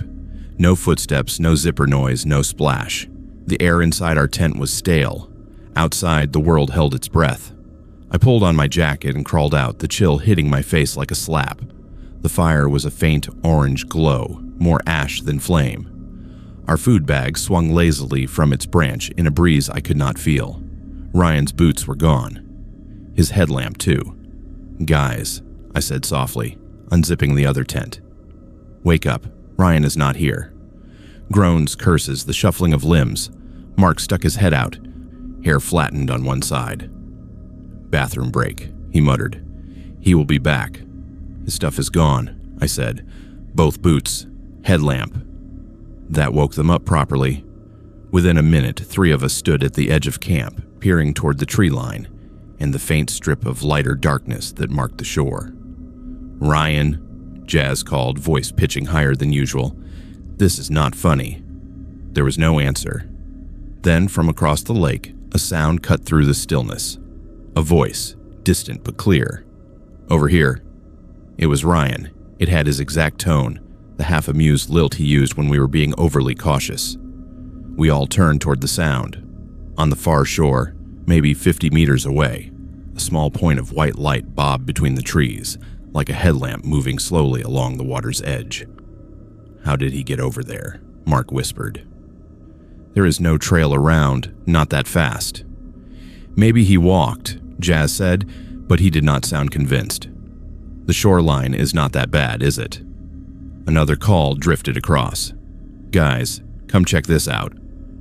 It was wrong now, only slightly. A half beat off. If I had not known Ryan for 10 years, I might not have noticed. But I did. It was like someone reading his lines from memory. Wait, I said. Ryan, yell something only we would know. No immediate reply, then, Dylan still owes me $50 from poker. Mark snorted. He has got you there. He could have heard that any time, I said. My skin felt too tight. The hairs on my arms prickled. We talk about it every game night. Come on, the voice called again. Seriously, you have to see this. The light on the far shore moved in a straight line now, skimming just above the water, too smooth for someone picking their way over roots and rocks. It reached a point directly opposite our camp and stopped.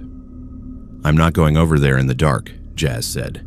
We should wait until morning. Or we could yell at him to stop being an idiot and come back, Mark added. Ryan, man, get your ass over here. Fire's dying. Silence. The light did not move. The little circle of brightness seemed to hover, not quite touching the ground or the water. It swung once, slowly, as if someone were looking left and right. Then the voice came again, closer this time, without the stretch of distance. Why are you still on this side? It sounded like Ryan speaking right behind me. I spun, no one there, just Jazz and Mark, both staring at me with the same wide-eyed look I probably had. You heard that, right? I asked. Jazz swallowed. He is messing with us. Has to be. Maybe there is a log across or something. The sensible thing would have been to stay put, to wait until dawn and follow tracks, to trust that our friend, if he had truly gone around the lake in the middle of the night, could find his way back, or at least keep himself alive for a few hours. Instead, we argued in low, urgent whispers at the edge of the firelight while the light across the water burned steadily, like a single unblinking eye. Every few minutes the voice called again. Sometimes it sounded far. Sometimes it brushed the back of my neck. In the end, we compromised in the worst possible way. We would not go around the lake. We would follow the shoreline on our side, calling and shining our lights just far enough to feel like we were doing something. We walked maybe 20 meters from camp when Jazz stopped dead. "Guys," he said, "look." In the beam of his flashlight, the damp ground showed a mess of footprints. Our own from earlier, a chaos of boot tread around the fire pit and tents. Then, leading away along the shoreline, a clear set of prints. Ryan's boots. We recognized the pattern from a season of hikes. The tracks stayed close to the water's edge for a few meters, then multiplied. Instead of one set, there were two, running side by side, then three, then too many to count, overlapping, swirling in small circles, as if someone, or many someones, had paced and paced again. After a few meters of that churned patch, the tracks simply stopped. No fading, no turning back, just an abrupt end on bare, damp rock, as if whoever had made them had stepped into the air. The light across the lake winked out.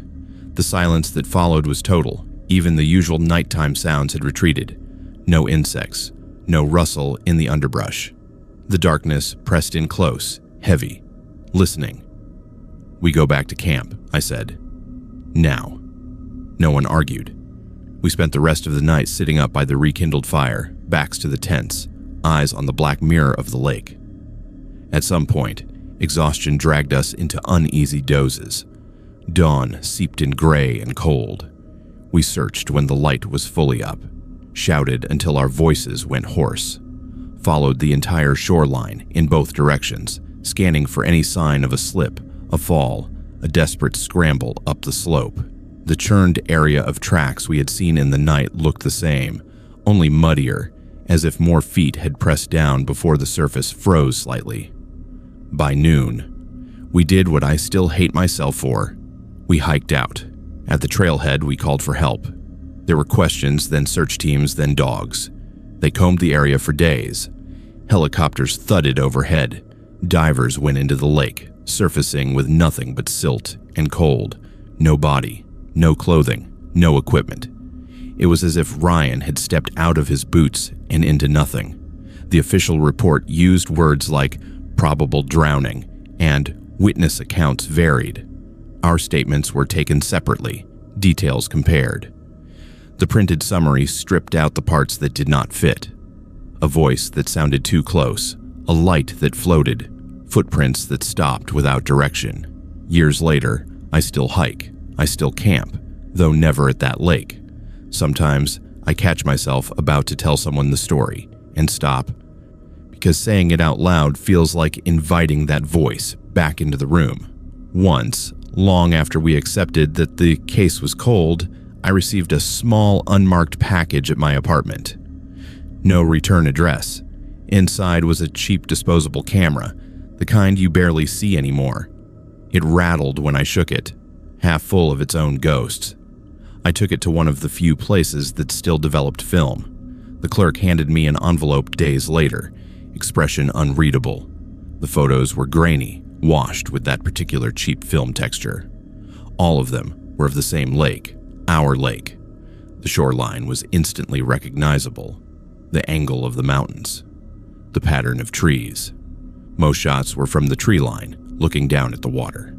A few were closer to the shore, as if taken while standing exactly in the spot where Ryan's footprints had multiplied and stopped. In none of them was there a person. No hand, no stray arm, no reflection I could blame on a trick of light.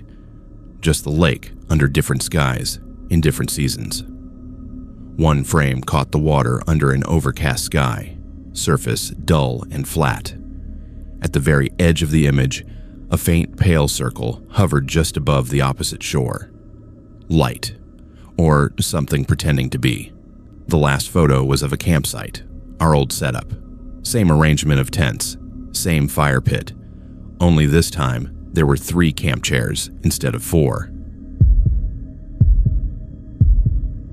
The run was supposed to be easy money. Just one more trip before the real storms rolled in and the fleet tied up for winter.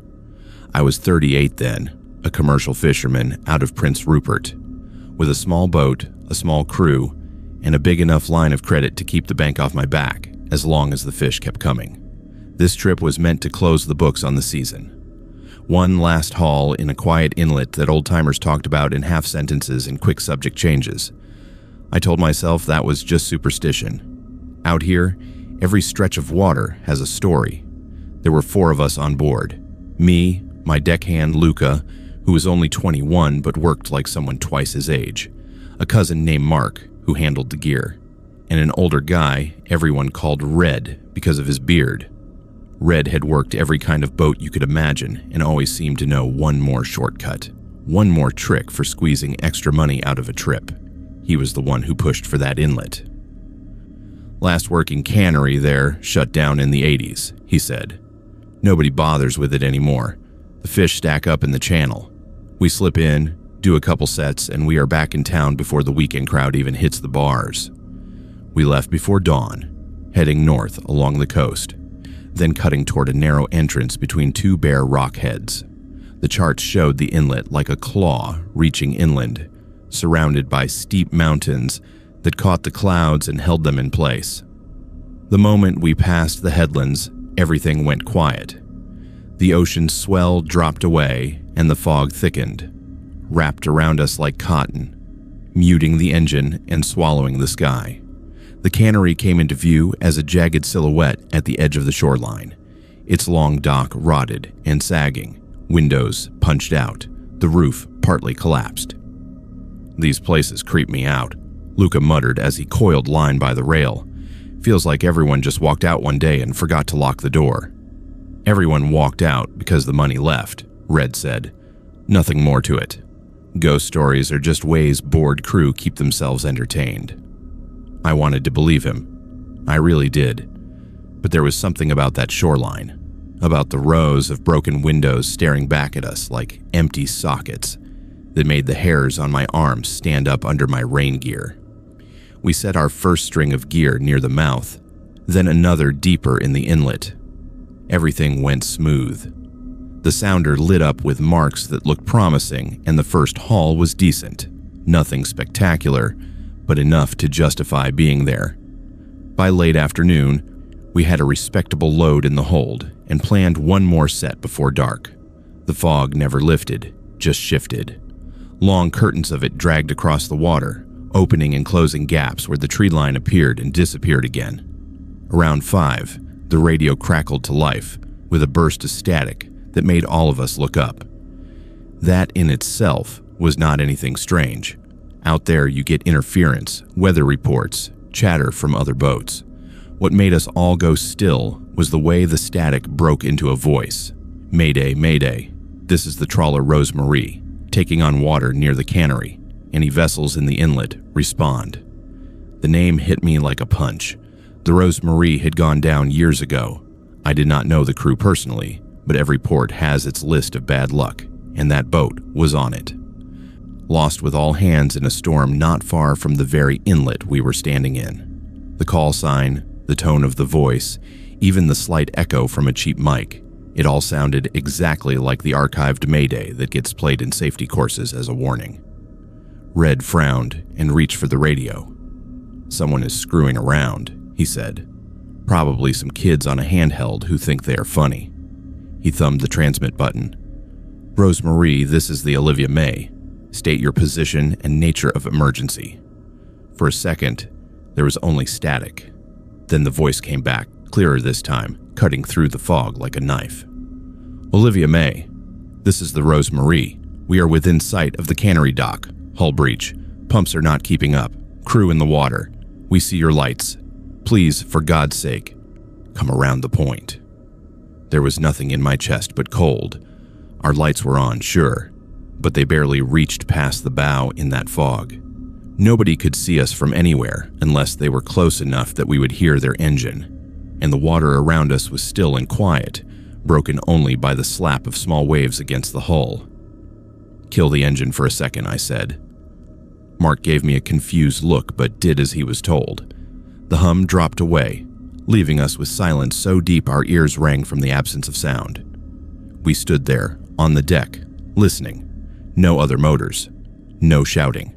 No clanging of metal or splash of waves against a sinking hull. Just the faint creak of the cannery dock as the tide tugged at its rotten pilings. "Maybe they are around the bend," Luca whispered.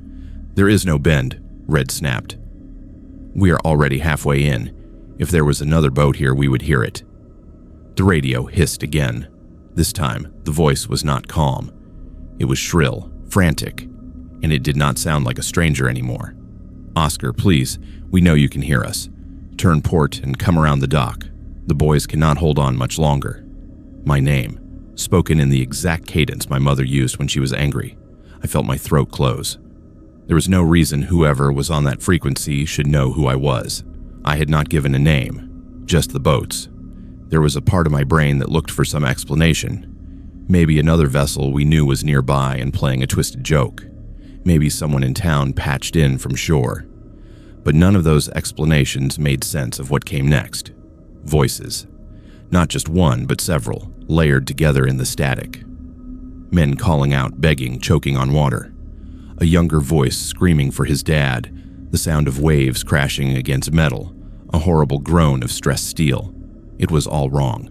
Too close, too loud, like it was happening just below the deck under our boots. Luca backed away from the radio, his eyes wide. "Turn it off," he said. "Turn it off right now." Red shook his head. "We cannot just ignore a mayday." "It is not a mayday," I said quietly. "Not a real one." "How would you know?" he demanded. Because as the voices rose and fell, I recognized them. Not faces, not names, but tones.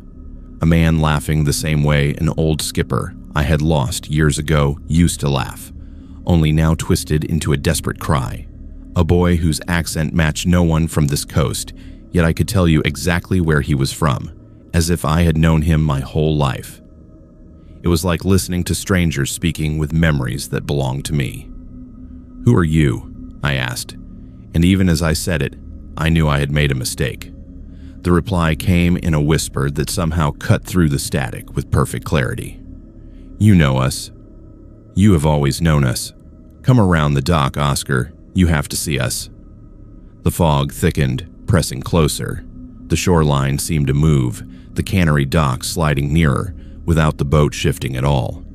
I checked the GPS. Our position had not changed. The depth sounder still read the same number. But when I looked up, I could see the faded lettering on the cannery wall, the rust streaks under each window. We should not have been that close. Mark swore under his breath. "We are not moving, right? Tell me we are not moving." I grabbed the wheel and kicked the engine back on, throwing it into reverse. The boat shuddered, but the view did not change. It felt like trying to back away from a nightmare in a dream, running in place while something comes straight at you. The radio screeched, a high, piercing feedback that made all of us clap hands over our ears. Under the noise, the voices were still there, repeating the same words in different mouths. "Come around the dock. Come around the dock. Come around the dock," Luca snapped then. He lunged forward and ripped the power cord out of the radio, sending a shower of tiny sparks across the console. The sound cut off mid-syllable, leaving us in stunned silence. For a moment, nothing happened. Then the boat lurched, a sudden sickening roll to port, as if something massive had shoved us from underneath. "Lines!" I shouted. We scrambled to grab anything loose on deck. The hold covers rattled, the mast creaked. Whatever had hit us was not a wave. It was solid, heavy. It slid along the hull, scraping metal in a slow, deliberate stroke before letting go. The depth sounder flickered and went dark. Red ran to the rail and peered over the side. "There is nothing there," he said, voice shaking. "Nothing." Flat calm, and something just pushed us like a toy. We argued then. Red wanted to reset the radio and answer any call we could pick up. Luca wanted to haul gear and get out, even if it meant leaving the last string of nets. Mark kept staring at the cannery, muttering that the windows were not broken, not really, that if you looked just right you could see people standing behind them. I made the call. "We are done," I said. "We haul what we can without getting closer, and then we're gone. No more radio, no more waiting." Nobody argued after that. Fear has a way of sorting priorities. We pulled the nearest string, hands working fast, eyes flicking to the shoreline every few seconds. The fish that came up in the net did not look right. Their eyes were cloudy, skin marked with long, pale streaks, like they had been pressed against something for too long. Some came up dead, stiff in ways fresh catch never is.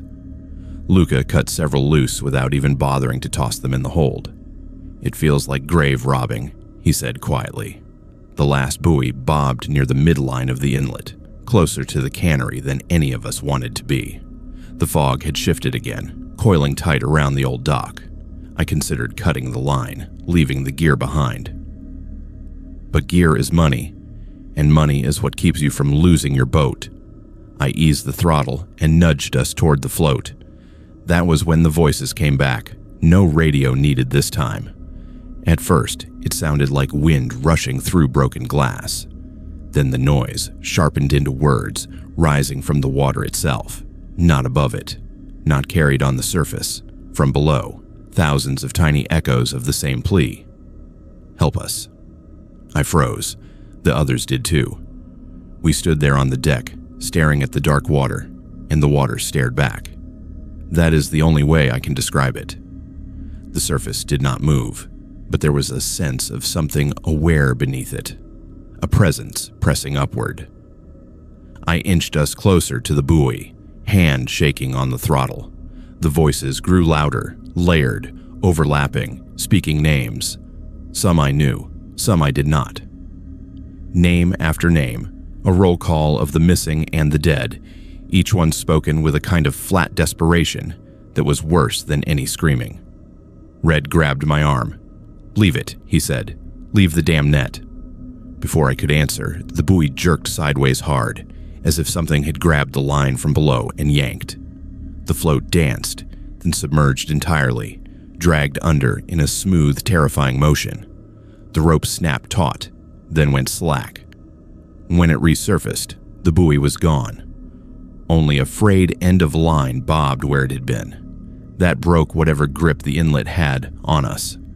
I pushed the throttles forward and aimed straight for the mouth, watching the GPS to make sure the boat was actually moving this time.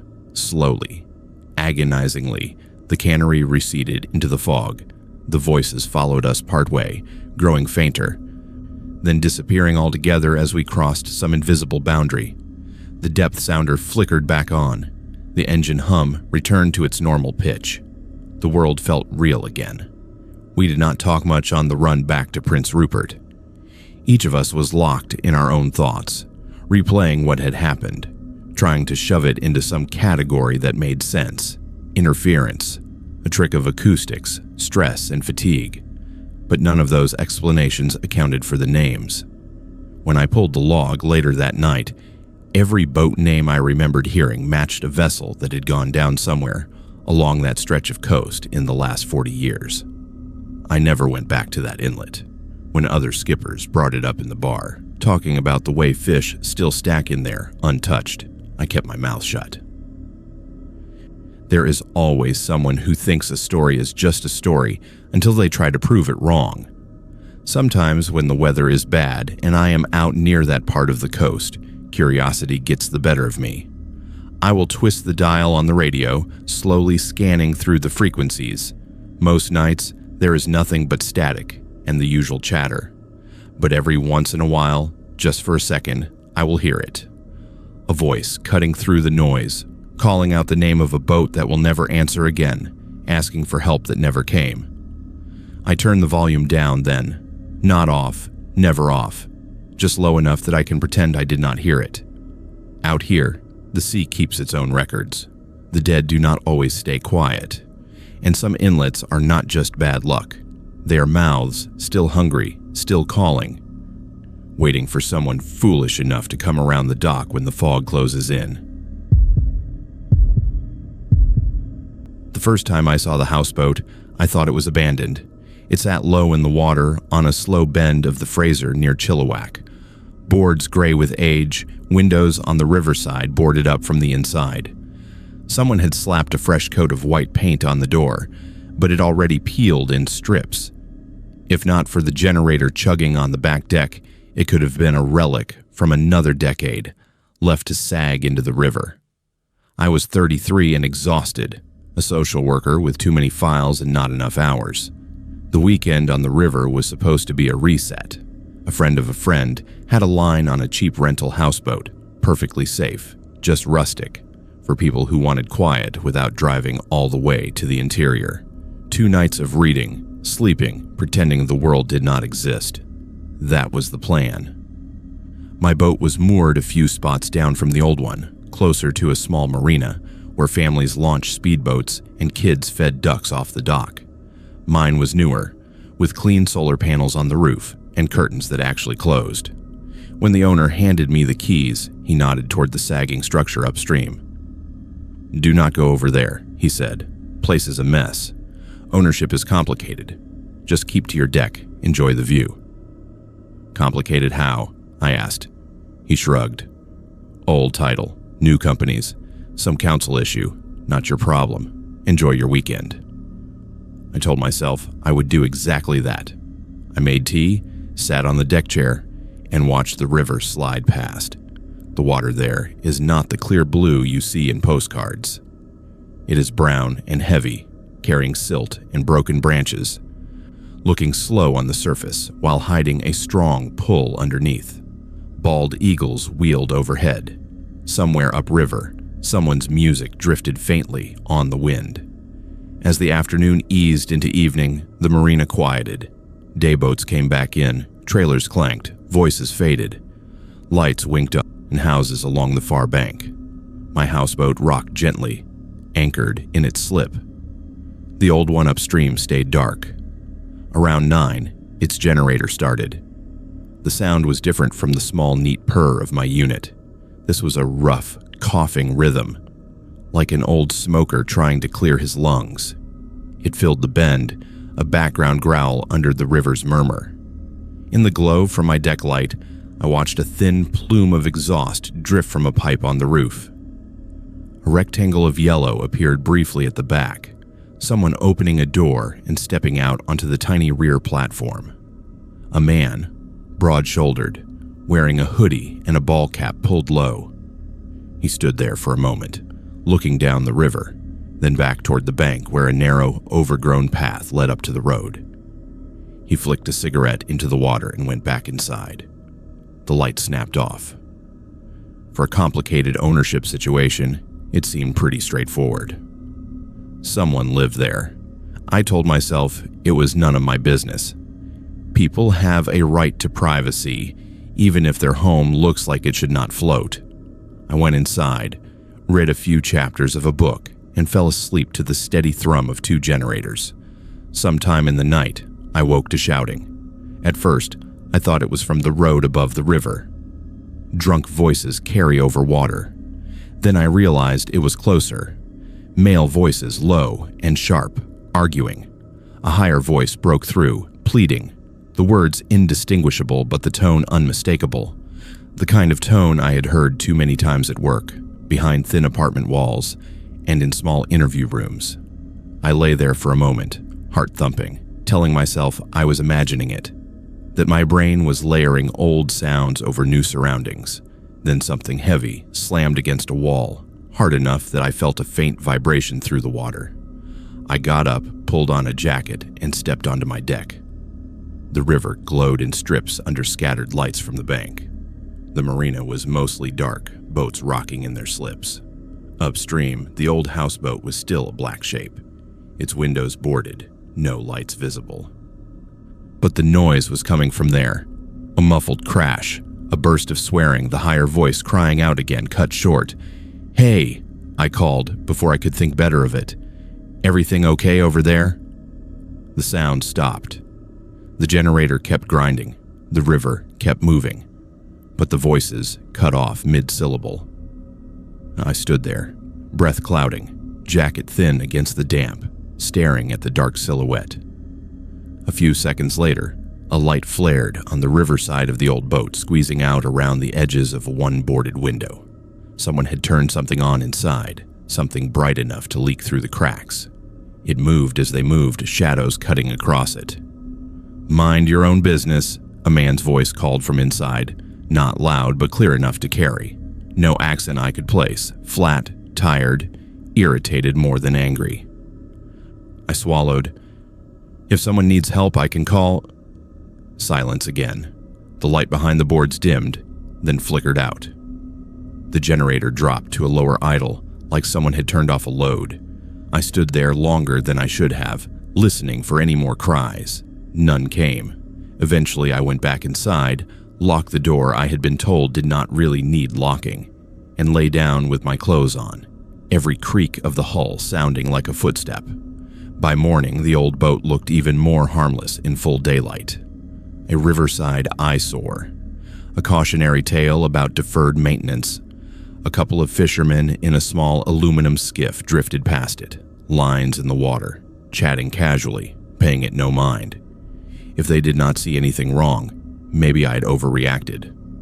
I tried to let it go. I made coffee, walked up to the marina store, bought a newspaper and some snacks. On the way back along the dock, I saw her. She stood on the narrow side walkway of the old houseboat, half hidden behind the weathered railing. 16, maybe 17. Dark hair pulled into a rough ponytail, hoodie 2 sizes too big. She watched me with a careful stillness, the way kids in bad situations watch strangers, measuring danger, opportunity, and risk in a single glance. We held each other's gaze for maybe 3 seconds. Then a man's hand shot out from the doorway behind her, clamped around her upper arm, and pulled her back inside with a speed that made my stomach lurch.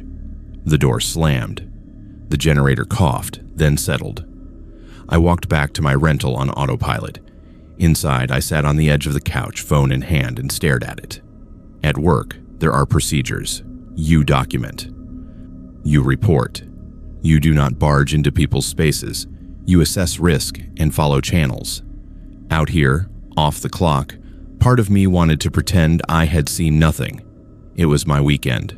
I was tired. That girl could have been a relative, a visitor, someone who simply did not like strangers staring.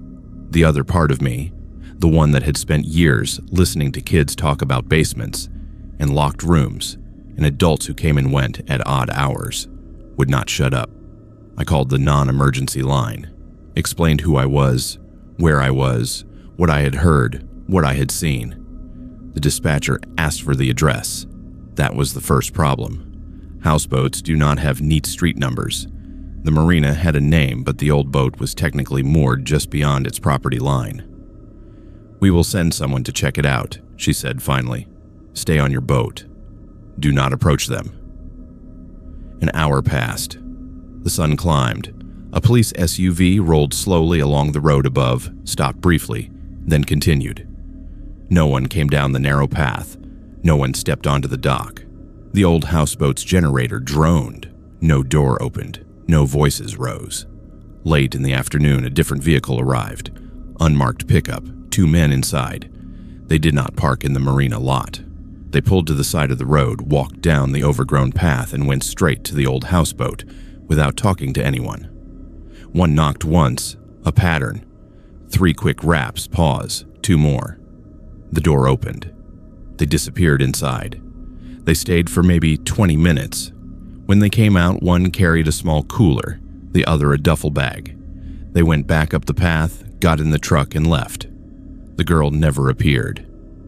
That night, the shouting returned. Softer, rhythm of speech more than words. Once, a thud heavy enough to make my dishes rattle. I called again. This time, the dispatcher sounded polite but strained. "We are aware of concerns about that property," she said. "There are ongoing investigations. Your best course of action is to document what you observe, and for your safety, avoid direct contact." "Is someone going there tonight?" I asked. "I cannot discuss that," she replied. "Thank you for your call." I hung up, stared across the dark water, and felt something I do not like admitting: fear, not just for whoever was inside that houseboat, but for myself. There was a casualness to those men walking in and out, to the way official response skimmed the surface and moved on that hinted at layers beyond the usual dysfunction. On my last morning, as I packed, the old boat was quiet. Generator off. No smoke. No movement. The path up to the road showed fresh prints, boot treads pressed deep in the damp earth. The girl did not appear again. Before I left, I took a few photos. The boat from different angles, the boarded windows, the generator with its faded serial number, the path, the truck's tire marks on the shoulder. Old habit document in case paperwork needed evidence later. Back in the city, I wrote a detailed report and sent it through every channel I could think of. Local detachment, regional RCMP office, an NGO contact who had worked on trafficking cases along the river. A week later, I got a single reply from a constable thanking me and assuring me my information had been added to an active file. The next time I had reason to drive near that bend months later, the old houseboat was gone, not moved to a different slip, not sunk in place, just gone. The mooring posts were empty, ropes trailing in the current. The path still existed but looked less trodden. When I asked the marina, the owner shrugged. "Flood took it," he said. Or someone towed it out to scrap. Hard to say. Less trouble for us, honestly. "Was there an investigation?" I asked. He gave me a look, the kind people give when they know more than they want to admit. "There's always some investigation on this river," he said. "Sometimes they find something. Sometimes they decide it is better if they do not." I think about that girl more than I want to. About the way she watched me in that brief moment, weighing whether I was someone who could change anything. I have seen that look in too many offices, too many kitchens. I know what it means when the system shrugs and says, "ongoing investigation," while doors keep opening and closing in the same places. I still take time off now and then. I still go to the water, because the river has always felt like a place where you can lay down what you're carrying, just for a bit. But I do not rent houseboats anymore, and when I see a structure on the bank with boarded windows and a generator that runs all night, I do more than just note it. The river hides things. Old cars, appliances, secrets. People tell stories about logs that are not logs, about currents that grab ankles. Those are the tales that make it into campfire conversations. The other stories, the ones about boats with complicated ownership and doors that only open for certain knocks, do not travel as easily. They sink quietly, unless someone keeps dragging them up over and over, until someone with power has to look at what has been circling just under the surface. Night shifts at a small northern hospital blur together after a while. The same 2 wards half full, the same handful of regulars, the same nurses moving through their routines with practiced efficiency. The town I worked in served as a hub for a cluster of even smaller communities, logging camps and reserves scattered along a stretch of highway that everyone knew was dangerous when the weather turned. We were used to drunks in ditches, snowmobile rollovers, and the occasional heart attack that really should have been checked days earlier. I was 45 then, with 20 years in as a paramedic. I had seen enough bad scenes to know that most horror comes from simple things done too late. That night started like any other. The fall festival had wrapped up in town, so we were expecting a few sprains, maybe a fight, maybe a kid with too much sugar and not enough sleep. The clouds sat heavy over the valley, but the plows had not rolled yet. The radio crackled with routine chatter from the next district over.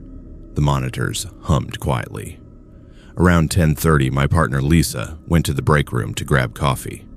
I was restocking the rig when the pager on my belt vibrated. A second later, the base radio lit up. "Medic 1, respond code 3, dispatch said. Reported rollover, Highway 63, northbound, kilometer marker 214. Multiple occupants, unknown injuries. Caller reports vehicle off the road, no other traffic in area." The audio quality was strange. Not bad exactly, but distant. Like the dispatcher was talking through a thin wall. I grabbed the mic. "Medic 1 responding," I said. "Any more details on the vehicle?" There was a pause that went on just a hair too long. Then, 4-door sedan, dark color. Caller advised at least 2 children on board. Line dropped before more information could be gathered. Lisa appeared in the doorway, cup in hand. "What have we got?" "Roll over north," I said. "Kids involved." That was enough. We moved on autopilot, climbing into the rig, hitting lights and siren as we pulled out of the bay. The night swallowed us as soon as we left the town limits. Streetlights gave way to trees and the thin white line of highway reflecting in our beams. The snow had started, light but steady, tiny crystals dancing in the wash of the siren. Dispatch came back on the radio as we cleared the last intersection. "Medic 1, be advised, RCMP detachment is en route from the south." Fire from West Junction responding, ETA 25 minutes. Caller's phone is now going straight to voicemail. "Copy," I said. "We are about 18 minutes out if the road holds." The further north we went, the quieter the radio got. The usual chatter faded until it was just us and a faint hiss. Every few minutes, I checked the GPS tablet mounted on the dash. Highway 63, kilometer markers ticking up as expected. The location they had given us sat in a dead zone for cell service. It was not unusual to lose callers once they left town. What was unusual was the quality of the dispatch tape. Halfway there, I asked Lisa, "Did the audio sound off to you?" She frowned. "What do you mean?" "Like it was old, compressed. I do not know. Maybe I'm just tired." The kilometer 214 marker flashed by on the right. A reflective sign half buried in snow. We slowed, scanning the ditches, our spotlight swinging left and right. Trees pressed in close on both sides here, a low rock cut on one, a shallow drop on the other. "There," Lisa said, pointing. At first, all I saw was broken guardrail. Then my lights caught metal twisted against the trees about 20 meters down. A car lay on its roof, front end crumpled around a stump, glass scattered, tires deflated. Snow had drifted around it, smooth in places, disrupted in others. We pulled onto the shoulder and parked at an angle blocking half the lane, flashers painting the trunks red and blue. The wind knifed through my jacket as we stepped out. The air was colder down here, away from the valley's slightly warmer pocket. "Dispatch Medic 1, I said into the radio. "We have visual on a rolled sedan at 214. Unknown occupants at this time, beginning assessment." Static rustled back, then nothing. I tried again, same result. "Great," Lisa muttered. "Dead zone." We grabbed the jump bag and trauma kit and scrambled down the slope. The snow gave way underfoot, revealing patches of frozen dirt and old tire tracks. The closer we got, the stranger the scene felt. No steam from the engine, no ticking of cooling metal, no smell of fresh gasoline, just the dull, settled quiet of something that had already happened. The car itself was an older model, boxier than anything made in the last decade. The color might once have been blue, but rust had eaten most of the paint. The plates were from our province, but the style was 2 generations out of date. A spiderweb of cracks marred what was left of the windshield. "Hello?" Lisa called, crouching near the driver's side. "EMS, can you hear me?" No answer. We peered through the shattered side windows with our flashlights. 4 bodies, 2 adults in the front, 2 smaller shapes in the back, all still strapped into their belts. No movement. I swallowed hard. Dead on scene is never easy, but families, those are the ones that wake you up nights. "Check for pulses," I said, though my gut already knew. We worked quickly, professional habit overriding emotion. Skin cold, stiff, no carotid pulse, pupils fixed. The children's faces were pale in our beams, eyes closed, hair matted with old blood and frost. There was no fresh warmth anywhere. No breath fogging the air, no sign of life. "This did not happen tonight," Lisa said quietly. "Look at this." She angled her light at the rear bumper. A faded dealership sticker flaked away under her gloved thumb. The brand name had closed its last lot 5 years ago. The registration tags on the plate were even older. A chill went through me that had nothing to do with the temperature. We climbed back up the slope, boots slipping. At the top, my breath came in white bursts. I keyed the mic again. Dispatch Medic 1. Be advised, the vehicle at 2420 appears to be an old accident. All occupants are deceased. Rigor and condition suggest this is not a current event. Please confirm call time and origin. The radio hissed, then faintly a voice. Not our dispatcher. Not anyone I recognized. Is the ambulance still coming? A woman asked. Her tone was tight, controlled, the kind you hear from someone trying not to panic. My husband. He's not breathing right. The kids are scared. I felt every hair on my arm stand up under the layers. Lisa's eyes met mine. She had heard it too. Ma'am, this is Medic 1, I said slowly. Where are you calling from? A white car, she said. We hit something. I do not know. It was dark. We went over. I can see the road, but no one can see us. Please, you have to hurry. I looked down at the wreck, the angle, the distance from the pavement, the way the crumpled hood pointed back toward the asphalt. What is your name? I asked. Karen, she said after a pause. Karen Miller. The name lodged in the back of my brain. It scraped against something half remembered. An old training exercise. A file. I could not place it. Karen, I said, forcing my voice to stay calm. What year is it? She hesitated. When she spoke again, her answer was swallowed in a burst of static so loud I flinched. The sound surged, then cut off entirely. The radio fell silent. We tried raising dispatch again, switching channels, even flipping to the frequency for the next region over. Nothing. Just the usual low hiss of absence. Headlights appeared on the highway after what felt like an hour, but was probably 15 minutes. RCMP first, then the volunteer fire truck. They slogged down, took one look, and exchanged the same quick glance Lisa and I had. This is the Miller family, the constable said eventually, flipping through a worn folder he had brought from the detachment. They went missing 12 years ago, last seen driving home from a family gathering. We have had this case on our board since before you moved up here. Patrick. Are you telling me no one found this car in 12 years? Lisa asked. It is 20 meters off the highway. Wrong side of the plow line, one of the firefighters said grimly. Trees grew in, snowbanks shift. You would be surprised what the bush can hide. I barely heard them. The name, the road, the time of night, it all came together in a rush. In paramedic school, one of our instructors had used an audio clip from a real call as a cautionary tale. A woman with 2 kids in the back calling from a car that had gone off the road in a snowstorm. She stayed on the line until her phone died. Crews searched for days and never found them. The instructor had not given names, but the details. Do we have the original dispatch tape from that call? I asked later, back at the station at Our supervisor looked at me like I had grown a second head.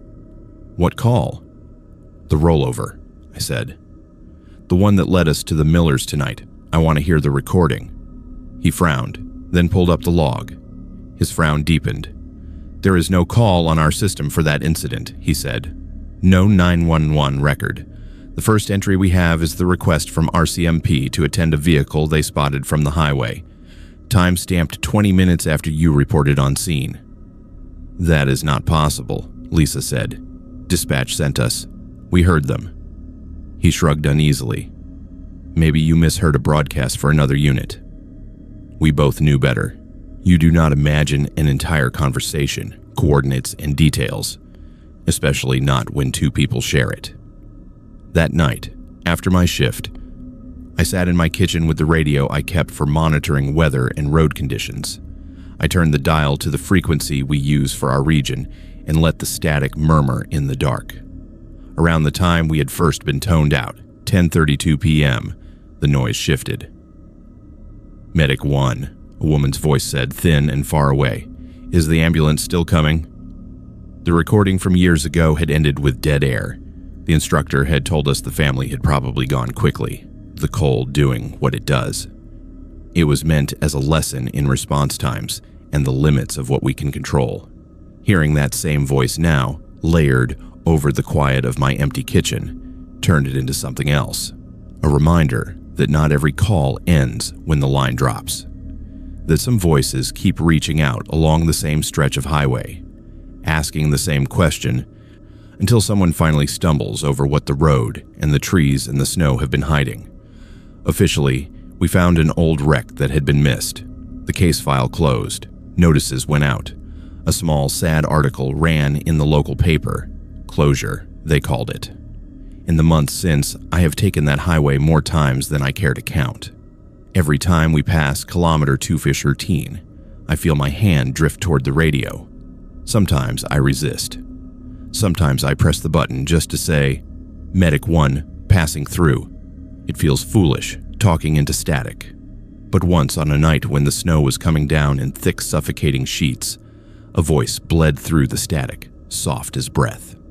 Thank you, it said. Maybe it was a glitch. Maybe another unit on another channel, bouncing off the atmosphere just right. Or maybe, finally, after all those years, lying unseen in the dark, someone had heard her and gotten there, even if too late to save anything but the truth of what happened. In this job, you learn to live with the cases you could not fix. You file them away behind routines and gallows humor. But there are others you do not realize you are carrying until something makes you pick them up again. A voice on a dead frequency. A wreck that should not have been lost. A question that does not stop just because the official reports say the matter is closed. Is the ambulance still coming? Somewhere along that stretch of highway, on certain nights when the snow falls just right, the answer might still be yes. When I first saw the basement suite listing in Victoria, I almost scrolled past it. The photos were too dim, the description too vague. Cozy one-bedroom, close to downtown, private entrance. No square footage, no mention of natural light. What caught me was the price.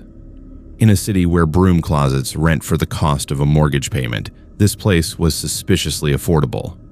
The landlord, a man in his 60s, with careful hair and a wool vest, met me in the driveway of the old house that had been carved into 3 units. The upper 2 floors had tall windows and little balconies. My prospective home was around the side, down a short set of concrete steps to a separate door half below ground level. It goes fast, he said, jangling a large ring of keys, but I prefer tenants who stay at least a year. Stability is important. I'm planning to, I said. I work from home. I need somewhere quiet. Oh, it is quiet, he replied. There was a strange emphasis on the word I did not like. You will not hear a thing from above most nights. The suite itself was fine. Low ceilings, 1 small window in the living room at ground level, looking out onto a strip of soil and a retaining wall. The kitchen was a narrow strip along one wall. The bedroom had just enough space for a double bed and a dresser, nothing more. There were scuff marks on the walls where previous tenants' furniture had been, a faint smell of dust and something else, older and harder to place. I do require a minimum 1-year lease, he reminded me before I even finished the walkthrough. No sublets, no early terminations. That should have been a red flag. Instead, I thought about my current rent, my dwindling savings, and nodded. We signed that evening. I moved in a week later. The first odd thing I found was a photograph. It was the second night. I had dragged my mattress into the bedroom, set up my desk in the living room, and spent the day unpacking. Around midnight, too wired to sleep, I decided to see where a persistent draft was coming from. The bedroom felt colder than the rest of the suite, especially near the corner where the bed sat. I knelt by the floor vent to check the grate and saw something white tucked just inside the edge, half caught on the metal. I pulled it out carefully. It was a Polaroid. The colors were faded, the edges yellowed. The photo showed a room I recognized, my bedroom. Same narrow space, same placement of the vent and window. The bed was in a slightly different spot, and the paint was a different color, but the bones were the same.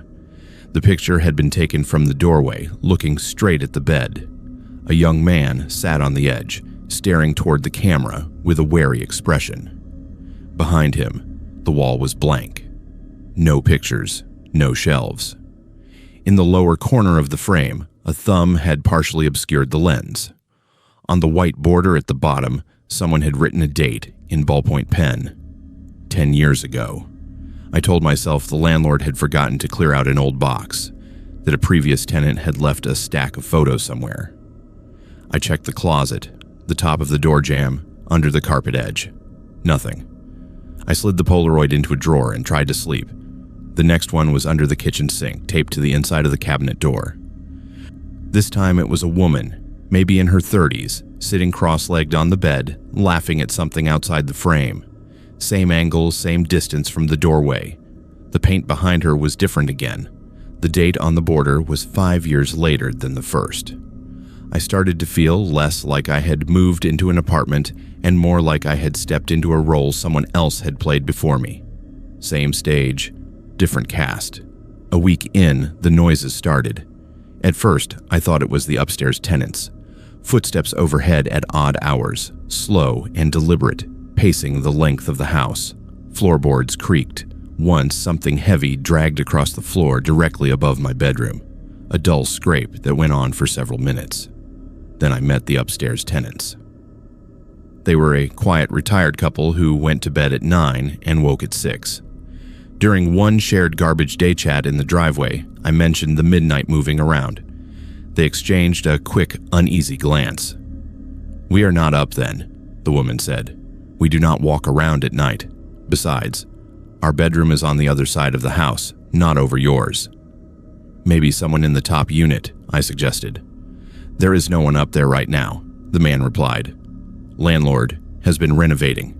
You have got the whole bottom to yourself." That night, the footsteps came again. Slow, measured, directly above my bed. Boards complained under a weight that felt heavier than a person's. They walked from one end of the ceiling to the other, turned, and walked back. Over and over for nearly an hour, I lay rigid in the dark, counting each pass. In the mornings, with light leaking in around the blinds, everything seemed rational again. Old houses settle, pipes ping, sound travels in strange ways. I told myself all of that while making coffee, even as I kept finding more Polaroids. One was behind the bathroom mirror, another tucked under the lip of the bedroom window frame. Each showed a different tenant in the same position, captured from the doorway at the foot of the bed. Some smiled, some frowned. One looked like she'd been crying. The dates crawled closer to the present. I never found one of the space empty. There was always someone in the frame, as if whoever was taking the pictures only cared about the occupant, not the room. I tried to ask the landlord about previous tenants without sounding anxious. "People come and go," he said with a shrug. "But I like to keep things simple. This suite does not sit empty for long. Good energy here." That was not the phrase I would have used. The worst night happened about a month after I moved in. I went to bed around midnight, bone-tired from a rush of freelance work. The sound of the city outside was muted this far into the residential streets. I fell asleep quickly. Somewhere in the thick, heavy dark between 2 and 3 in the morning, I woke to the sharp sense of being watched. I could not move at first. Sleep paralysis, my rational brain said, naming it like that would tame it. My body felt pinned, arms at my sides, eyes the only thing I could move. The bedroom was so dark it seemed like someone had painted over the window. At the foot of the bed, near the doorway, a faint square of lighter gray hovered, like the glow of a screen or a small light. I heard a soft mechanical click. The sound was unmistakable. I'd heard it a dozen times when I was a kid, and my parents used disposable cameras on vacations. Another click, the faint whir of film winding. The square of light flared briefly, a weak, greenish flash that lit the edges of the room for a fraction of a second. In that stuttering illumination, I saw the doorway. I saw the hallway beyond, darker than the room. I saw the outline of someone standing there, just outside the frame, arm extended, holding something up toward me. I did not see a face. When the paralysis broke, it did so all at once. I gasped, sitting up so fast my vision went white. My heart hammered.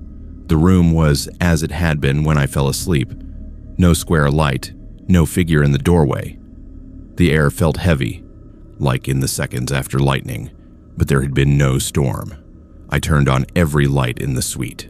The clock on my bedside table read 3:13 a.m. The next afternoon, after working through a fog of exhaustion and fear, I stood in the bedroom doorway with my phone camera held up, mimicking the angle from the Polaroids. The view on the screen matched theirs, almost perfectly.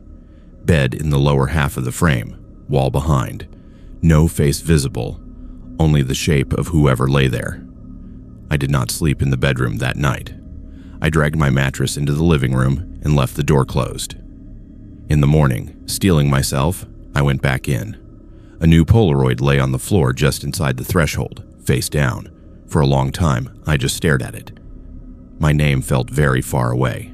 My hands did not want to move. Finally, I picked it up. The image was a little overexposed, colors washed. It showed the bedroom, the bed, my shape under the covers, face turned slightly toward the camera. My eyes were closed.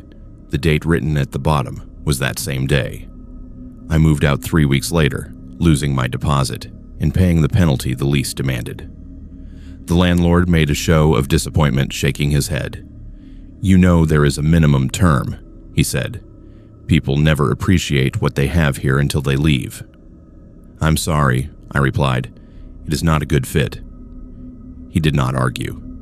As he handed me the paperwork, I noticed a small, neat box under his arm, the kind you might use for photographs. Now, when I look at listings, I pay attention to the things that are not said. Phrases like 1 year minimum, like never stays empty, like great energy. I do not live in basements anymore. Sometimes late at night, when the apartment I have now feels too quiet, I get the sensation that someone is standing at the doorway to my bedroom with a camera, watching me through a lens. When that happens, I turn on the light, sit up, and remind myself that I took every Polaroid I found in that suite and burned them in a metal bowl on my balcony before I left. The ash flaked and blew away on the wind. But somewhere in Victoria, there's a listing for a cozy one-bedroom basement suite, close to downtown. The photos look brighter now, professionally staged, with a neatly made bed seen from the doorway. The angle is familiar. I do not click it. I do not need to see if in the reflection of the window, a figure is standing just outside the frame, holding a camera and waiting for the next person willing to sign a 1-year lease.